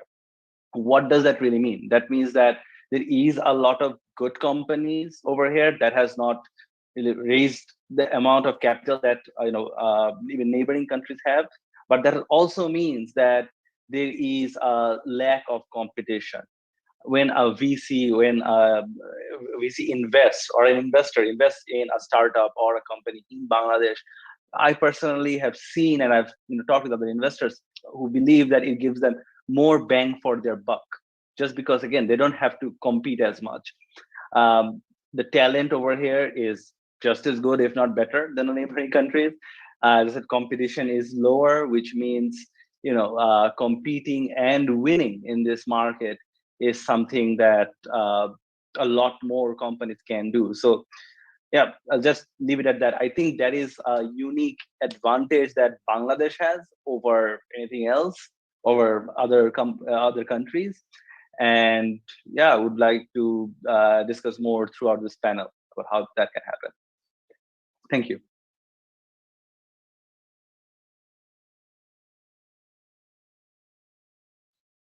Okay, thank you. So thanks very much, Hussein, for those comments. I think you've touched on a number of important areas. If I can, I mean, one of the points you made, I think we can actually bring, although we've talked about obviously the main focus UK, Bangladesh. If we look at India, which is next door to Bangladesh, there are 100 unicorns in India, and with a combined value in 2020 of $240 billion. And there are 520 VC funds in India. And I think in Bangladesh, there's not even, I think, optimistically 10. Let's say sizable active, which Sonia is one of them, maybe a little bit more, but by way of comparison for those in the UK, Bangladesh's GDP is a 1/12 of India's, and actually per capita GDP this year has overtaken India. And population in Bangladesh is 1/8 of India. So when you look at that massive imbalance in the number of unicorns and also the number of VCs, they're not unrelated. So the lack of VC capital is one of the reasons we don't have as many unicorns yet in Bangladesh, but that's also a huge opportunity for international investors to come in and participate in companies like Patao. So with that, let us move on now to some of the investors who have invested. I want to bring now Mr. Ningyi Teng, who is the MD of VEON, which is a global telco company, telecoms and global technology company. They're the owner of Banglalink, but they've also, I understand, invested in ShopUp, which is a new and leading e-commerce platform in Bangladesh. So Ningyi, if you would like to give your comments. Thank you. Good afternoon, good evening, and thank you very much for inviting me. It's my privilege to be here. So VEON Venture, we, as the moderator said, we are the VEON Group, which is the 8th largest telco company in the world. VEON Venture is a quite, or I would say, relatively young corporate venture, with only about 2 years old. I joined them back to 2019, and we only have 20 people here in London. So what we do here, basically, we look at strategic investment opportunities in the markets like Bangladesh. You ask me why Bangladesh? It's one reason is we have Banglalink there, which is the third largest telco business with about 34 million subscribers and also active users. But also we really look bullish on this market for the reasons I think all the other panelists or moderators mentioned the statistic before. But one point I wanna add on is if you look at the merchant payments percentage. Merchant payments means, for example, you wanna use the QR code or just use a digital solution to make a payment for a coffee or in the restaurant to make a digital payments. That's what I call merchant payments. The merchant payments out of the total online transaction as of today in Bangladesh, according to my research, is around 3.5%. But if you look at China today, it's way above 60%. That's against the backdrop of the young population and also probably the top 20, the largest middle class group, right? These people and also the young people, they represent the future. They embrace the technology. They understand how to use digital solution to solve the problem, etc. So that makes us very excited about this market from a strategic investment standpoint. That's why we feel this is the right market for us. And I heard people say, wow, there's no unicorn, probably just one unicorn, Bcash you always talk about, but I see lots of soonicorn, right? Sooner to be a unicorn. And I hope our invested company, ShopUp, will be one of them in due course. Overall, we look at 3 main pillars or elements that are the MFS, the first one, or digital financial services or mobile financial services. And then the second one being the content, streaming, music, etc. The last one, the data. Data could be personal data, healthcare data, or any sort of data, right? But if I can put a simple way to explain this or elaborate, I will call this wealth, health, and happiness. Because these three basically represent these 3 elements. Because for us, or for all of us, we want to make some money and living a healthy life and also to make some fun. So MFS really represents wealth. You know, you do digital transaction and also investment, like a robo-advisor type of investments, but also, you know, the content that make you happy, right? This streaming, the OTT platform, etc. And the data, health data, and the healthcare, pharmaceutical, etc. So, you know, these are the 3 elements or the sectors that we pay attention to, and we want to do more and more investment.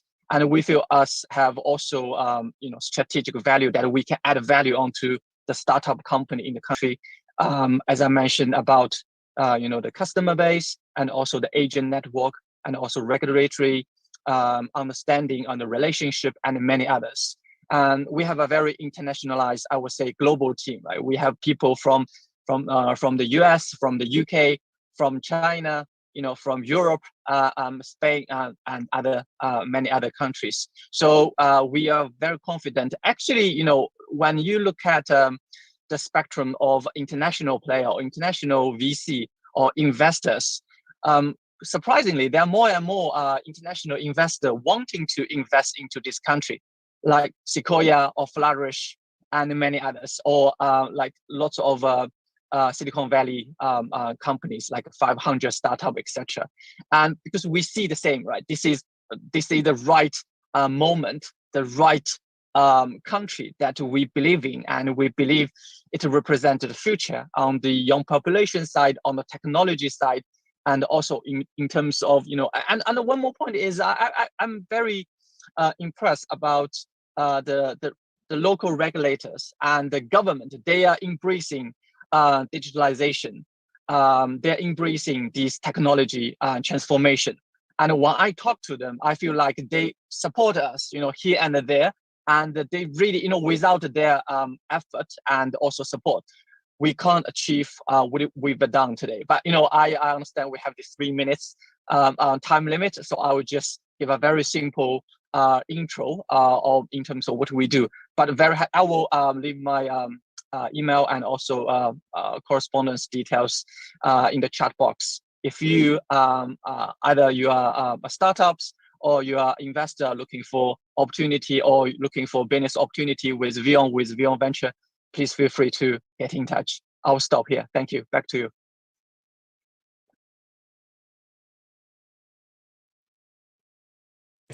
All right, thanks so much, Ningi. That was excellent and very focused and to the point. Let's move on in the interest of time now to Maurice Potts, of a partner at Kingsway Capital. Kingsway has been one of the longest, at least I remember meeting Kingsway when I moved to Bangladesh in 2008.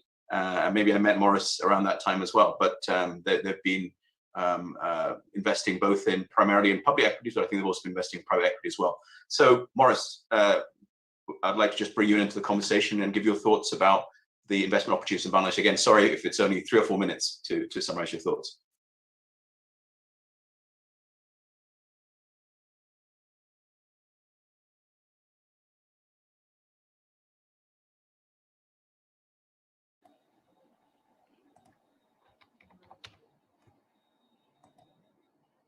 Yep, sorry, I can't see Maurice. Maybe he's had to leave because I guess the call has gone on for too long. So let's move on now to Mr. Chris Bood of Superseed Ventures. Chris, are you there? If you're there, before I mute myself, are you there, Chris? Yes, I'm here. Okay, good stuff. So please go ahead. Great. So, just a very quick introduction. We're a London-based VC, investing in enterprise. Oh. Maurice Potts. Hello. Should I continue? Chris, please continue. Okay, sorry. Yeah, so we're a London-based VC investing into seed stage, hence the name Superseed, enterprise B2B software startups. I think there's 3 kind of thinking about VC investment into Bangladesh. I think there's 3 interesting areas. 2 that we've already kind of touched upon. One is from local VCs in the growing market there. The second one, again, which we touched upon just now, which is the growing interest from larger international VCs like Sequoia and so on, who are finding that competition within the US is becoming more and more fierce, and they're looking outside, obviously, firstly to Europe, but then also to Asia as well. In particular, those large funds like Sequoia have their scout networks, which allows those individual scouts to make relatively small investments without needing a yes or a no from the investment committee, which allows them to almost take a bet or take a risk on something that maybe have not got through otherwise. And I think that's a really good opportunity for emerging markets like Bangladesh. The third one, and this is most interesting from a fund from our perspective, so a small UK fund concentrating on either UK or European investments, is actually where that you have international teams. So Bangladesh and similar regions, there is a growing appreciation for the technical abilities in places like Bangladesh. And also, as one of the other speakers mentioned about, he jokes about more bang for your buck. You know, the cost of running a data science or dev team in Bangladesh is significantly lower, but the talent is quite often better. So, you know, we've made a number of investments in the past where we've invested into UK companies. However, the CTO and the dev teams are actually based in countries like Bangladesh, India, Turkey, Pakistan, and so on. So I think, particularly from our perspective, that, you know, an interesting way to look at this for Bangladeshi companies is that kind of that joint venture approach, or that approach where maybe you have a UK founder or a Bangladeshi founder, or I'll use the way you put it, Bangladeshi British founders. So maybe, you know, based in the UK, but with family and friends back home to run the dev team. And there you can kind of have the best of both worlds. Not to go into, you know, too much detail, but, you know, there's schemes such as the EIS and SES schemes in the UK, which allow early stage startups to receive funding either from funds or from angels who can actually earn back part of their investment against their tax relief. So if you have, you know, UK headquartered companies but with Bangladeshi based teams, I think that's a really good opportunity for, you know, that UK Bangladeshi startups to grow into kind of a unicorn status. And as you mentioned, you know, having the lower cost base in an emerging market like Bangladesh means that the funds can buy in at a lower ticket, but actually makes them more profitable and gives a bigger opportunity to grow into a unicorn and for a successful exit. Okay, that's great. So thanks very much, Chris, and thanks for being very succinct. We have one last panelist. I'm going to come to John in a second, but I just wanted to again reinforce, you know, that I think that a lot of the discussion has been on, you know, UK into Bangladesh, and I think we, you know, maybe after John's spoken, I'll wrap up maybe with a few comments about what the opportunities are from Bangladesh to the UK in terms of digital partnership. So before that, let me hand across to John, and I wanted to actually mention there's a question from a cybersecurity architect, Sohail Shariar, who said he would like to ask what the plans are in place to ensure cybersecurity strategies and controls are in place to secure your initiatives. So I think you can talk a little bit about that, but in the interest of time, I also wanted to ask you specifically, John, do you see opportunities for Bangladeshi companies to develop cyber security service capabilities to offer services into the UK cyber market? Because I think cybersecurity is probably an area of outsourcing or indeed of tech delivery that Bangladeshi companies historically have not been as prominent in or as focused on. So now, John, across to you to talk about the cyber opportunities in the UK and the potential for the UK-Bangladesh partnership. John. Ifti, thank you very much indeed, and lovely to be working with you again. Your Excellency, Muna, thank you ever so much for setting this up. And actually, in order to answer Ifti's question, I'm going to refer to comments that you've made in the past, which are absolutely spot on. And that is that cybersecurity is not the same as IT. And it's, you know, IT companies are not necessarily cybersecurity companies, and cybersecurity companies are not necessarily IT companies. You know, I've seen some comments in the chat box about GDPR and data privacy and, you know, all sorts of other aspects. We've heard about the legal aspects of cyber. Cardiff University are on talking about data science and data management. And actually, none of those are about running an IT company, which is, you know, what we heard some wonderful descriptions from Matthew Riley about a very successful IT operation, a software vendor that's been very, very successful, which again is a different type of organization. And I think one of the challenges that we face globally is this definition of cyber. What do we mean by it? What is it all about? How should we be doing it? How should we tackle it? And this has caused difficulties for all nations. You know, the Five Eyes, big global cyber specialist nations, as well as emerging nations, and everybody in between. So it's an exciting time, not quite as exciting as being 50 years old as a nation and already hitting 24th fastest growing, economy on the planet, and all of the successes we've heard about today in terms of collaborations, that's genuine progress. And also we've heard about the new platform and the digitalization ideas. And digitalization is something that's about humankind evolving. That's not something that goes on as a business adventure. That's humans evolving in the way they communicate and the way that they collaborate, around the world. So digitalization, absolutely crucial for us to continue to evolve and grow. But what a huge amount of risk that carries, an enormous amount of risk. I'll give you one little statistic. I'm not going to get into the statistics competition that we've had from various speakers coming out with various percentages, because I can't compete. But I'll give you one quick statistic from the UK. The UK police think about crime, and particularly cybercrime, in two different ways. One of them is cyber-dependent crime. That means a crime that is absolutely dependent on electronics, the internet, some kind of IT, in order to commit that crime. So these are newish crimes. We haven't heard much about cyber-dependent crimes that only be committed online. For a while, we had things like the denial of service attacks, where people would block people's websites and things like that. Etc.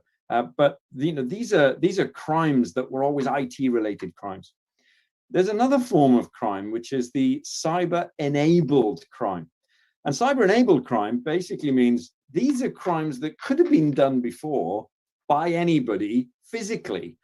So I could have actually come to your organization. I could have come to you, to your house. I could come out with some problem that would cause you huge difficulties and try and ransom some money out of you because of the difficulties I've caused you.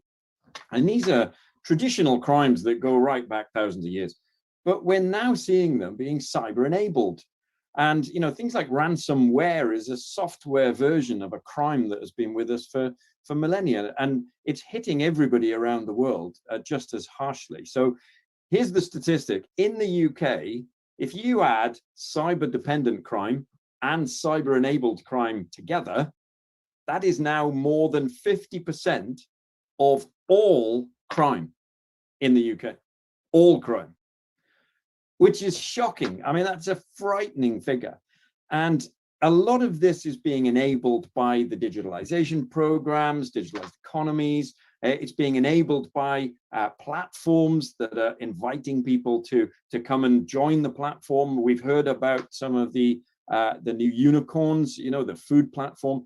There's a platform on there for selling used cars, and there's a platform on there actually for electric cars that are brand new. So we're seeing all sorts of platforms popping up, and these platforms are very often exactly the breeding ground for hackers, because people go on the platforms, give all of their information, and that information then is used maliciously.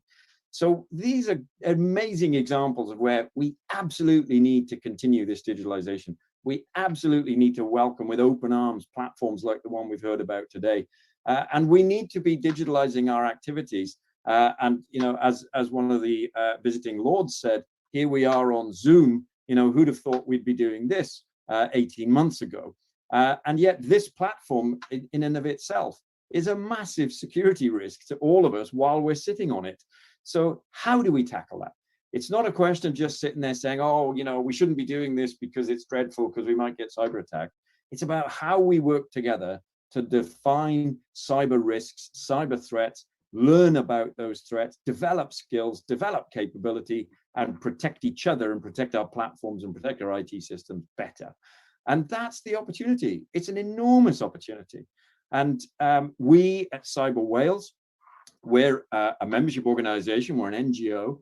We're not for profit. We have over 2,500 members who work in cybersecurity industry from over 900 organizations, because most of the cyber capability in the UK is actually based in and around the Welsh borders. It's not in London, as a lot of people imagine. And we take that capability and share that with the rest of the world to encourage collaboration, share best practice, and see if we can just generally raise the level of protection around all nations as we continue this digitalization. And it does hit things like GDPR, data privacy, the legal aspects, the ethical aspects, as well as the IT and software aspects. So these are the challenges that we face as Cyber Wales. It is terrific to see cyber companies in the unicorns as well. Ifti, you did mention Darktrace out of Cambridge, amazing organization. They found that gap in the market, found a product that was refreshing and attacked the problem from a slightly different angle. And that's what we need. That's what innovation is all about. It's just attacking things from a slightly different angle. And if we take that as being a massive positive, because innovation is about attacking things from a slightly different angle, let's just remember that that's also the definition of hacking, right? We take exactly the same technology and we use it differently for a bad effect. So innovation, hacking, they go hand in hand. Digitalization, cybersecurity needs to go hand in hand. You have a huge amount of resource in Bangladesh. We all want to tap into it. We have, data and information and threat analysis and training and knowledge that we can share. And you've got a huge amount of resource that you can share in return. And it's really exciting times, very exciting times. And I'm delighted to have been asked to chat, albeit for a small amount of time. And I'm conscious that a lot of people have kind of drifted away from the meeting, but equally, huge amount of people still here. And thank you very much for staying with us and listening in. And thank you again, Your Excellency, for arranging this session. It's fantastic. Okay, thanks very much, John. So I think I'm about to hand back to wrap up the conversation. I think we're at 40 minutes for our session, which actually is surprising. I think we're probably the only panel that managed to stay pretty much on time. So I just wanted to conclude before I hand it back to Her Excellency for concluding comments and to close. It is 11:40 in Dhaka. But I wanted to also just finish by saying there's also a lot of activity that's ongoing right now between Bangladesh and the UK, from Bangladesh to the UK. So the key thing is UK-Bangladesh digital partnership. It's not all about UK into Bangladesh. It's not Bangladesh is looking for. It's not a handout. It's not a charity case. Yes, there are good investment opportunities there. There are great companies there, but there are a huge number of opportunities in the UK and for Bangladeshi companies to collaborate and partner in this digital and green recovery that the UK is looking for. At least within Pathfinder, we have initiatives in digital health between doctors in Bangladesh and doctors in NHS. We have initiatives in food delivery to try and create a Bangladeshi Deliveroo in the UK, and in a number of other areas, and particularly at the local authority, the regional mayor level. We're working in Manchester and Liverpool and Newcastle and other areas. So as a Pathfinder organization, in the interest of time, I can't go into more detail, but would certainly encourage Bangladeshi technology companies to also look for the unicorn opportunities in the UK in collaboration with UK technology companies. With that, let me hand it back to Her Excellency Saida Muna Tasneem to conclude. Thank you. Thank you, Ifti. Thank you for your wonderful moderation. Very smartly, you're not only a tech person, you're a fintech person, you're a financial VC person and everything. So it all reflects in how efficient you are, much more efficient than all of us. So there are other two sessions we couldn't really keep to time, but I thank you very much for your summing up and definitely, expressing optimism that not only UK would invest in Bangladesh, why not Bangladesh invest in the UK? As you know that last year, 2019, in the London Stock Exchange, the first Bangla bond was listed, and we're looking towards more listing from Bangladesh in the London Stock Exchange. So it is happening. So I'm expecting more companies that I hear the rumor and the grapevine that they're actually listing in the London Stock Exchange. So we look forward to that. But equally importantly, Bangladesh startups, as you know, that there are startups from Bangladesh that have actually people who Bangladeshi startup companies that have actually opened up in the UK, and they've come under the new point-based system. These people have come here, these tech people have come here from Bangladesh and the new point-based system. So we're trying to tap into that as well and identify them, and we'll 2 months from today, now that we've launched the B2B connectivity hub, it's called the Bangladesh IT Connect UK.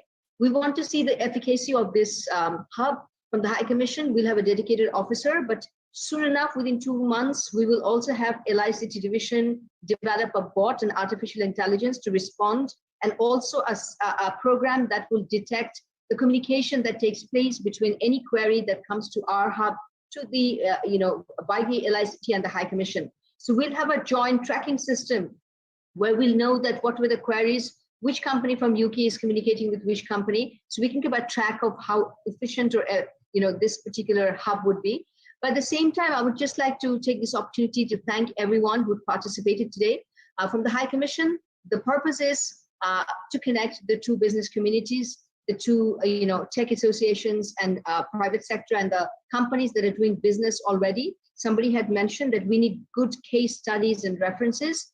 And it's absolutely, that's what we're trying to do here. We've brought companies who are successful and doing business with the UK, and that trust deficit that exists, that Bangladesh may not be a dependable and reliable source of IT products and services for manufacturing. We want to dispel that idea through these programs.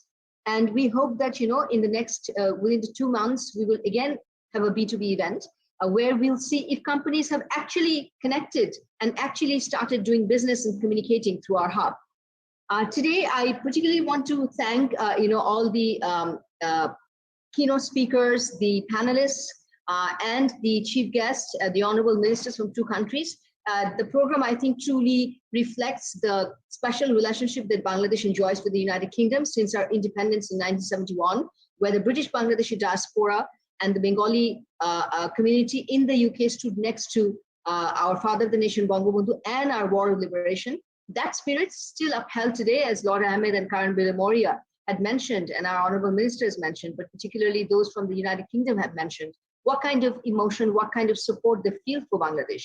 And this is not a surprise that they feel that for Bangladesh, because our Prime Minister, Honorable Prime Minister Sheikh Hasina, the daughter of our father of the nation, has really transformed Bangladesh in the last 1 decade. She promised Bangladesh by 2021, she'll move Bangladesh out of the LDC group, and she's succeeded in doing so. She promised it only in 2009. So in 10 years, in 11 years, she's moved Bangladesh out of the LDC bracket. And in last 11 years, our GDP has grown more than 3 times. So definitely, all the recommendations that we have received today, we've recorded it, but many of the, venture capitalists, with the recommendations from top businesses and, from Ilyas, from Patao, it's just so wonderful to see, we feel so proud, such young people having the first unicorn in Bangladesh. So definitely we're on the right track, and Ilyas can be a role model for everyone else. So I want to thank everyone for staying with us, but I want to especially recognize, apart from our panelists and the wonderful moderators, many of the Bangladeshi British diaspora that have joined us, we still have 172 participants. We started with 320. So I know that Sultan Bhai is here. He's a veteran in the British Bangladeshi diaspora, and he stayed so long to listen to all these young people. So I want to thank Sultan Bhai and recognize him there. I want to recognize the British Bangladesh Chamber, Bashir Bhai. And, I saw Startup Bangladesh, I forgot the name, but there's a lady who was there. And then, Ms. Shomika Isa joined from e-commerce platform Bangladesh. Many of participants who joined from different chambers in the UK, including Wales Chamber, including Portsmouth Chamber, including, I think, Watford Chamber, and some of the chambers that have joined from the UK. I want to recognize their presence here, and I hope that they'll get back to us and join us again when we do the B2B event on the IT sector. I just want to end with a quote from Shoji Bhattacharya, somebody who inspires us continuously when it comes to IT sector, who's been our architect. And he has mentioned in an article that he wrote in the Newsweek, I think a couple of months back, or probably a month back, and the title was Bangladesh, a surprise digital leader in Asia. This was an open opinion editorial by Mr. Shoji Bhattacharya in the Newsweek, and he wrote that more than a decade ago, Bangladesh pledged to transform itself into a technologically advanced nation by 2021, the 50th anniversary of the nation's founding. Now, we have to understand that the vision of our Prime Minister was not only to move Bangladesh out of the LDC group, but she wanted to do it digitally. So we were the first nations who came up with, in South Asia, who came up with a digital economic vision. And it was our Prime Minister and our advisor who said that not many people believed we could do it. And this is what we want to say today: believe in Bangladesh. As Shoji Bhattacharya has invited everyone to believe in Bangladesh and believe in Bangladesh's IT sector potential, and to trust, put your trust in us, like many of the British companies have. With that, put your trust in us, believe in Bangladesh, and we will not be letting you down. From the High Commission, we would make sure this credibility of the companies that we're putting on the hub, The ones that you'll see on our ICT Connectivity Hub will only be the most reliable and most trusted companies in Bangladesh. You can do business with them. So please do business with Bangladesh and enhance the business case between Bangladesh and the United Kingdom. Let's take our ICT business from 200 million to 500 million. Let's do it in 2 years. Let's take that pledge. And I want to say goodbye from Bangladesh High Commission London. I want to thank all my colleagues who have been in the team and supported us, and also from LICT and ICT Division, particularly Sami, and from here, our commercial counselor and Munir, and everybody else who supported us. I also want to thank all the panelists. With those, I want to say Shubha Ratri and good night from Bangladesh, and everyone who joined from the UK, have a great rest of the evening. Goodbye. Long live Bangladesh UK friendship.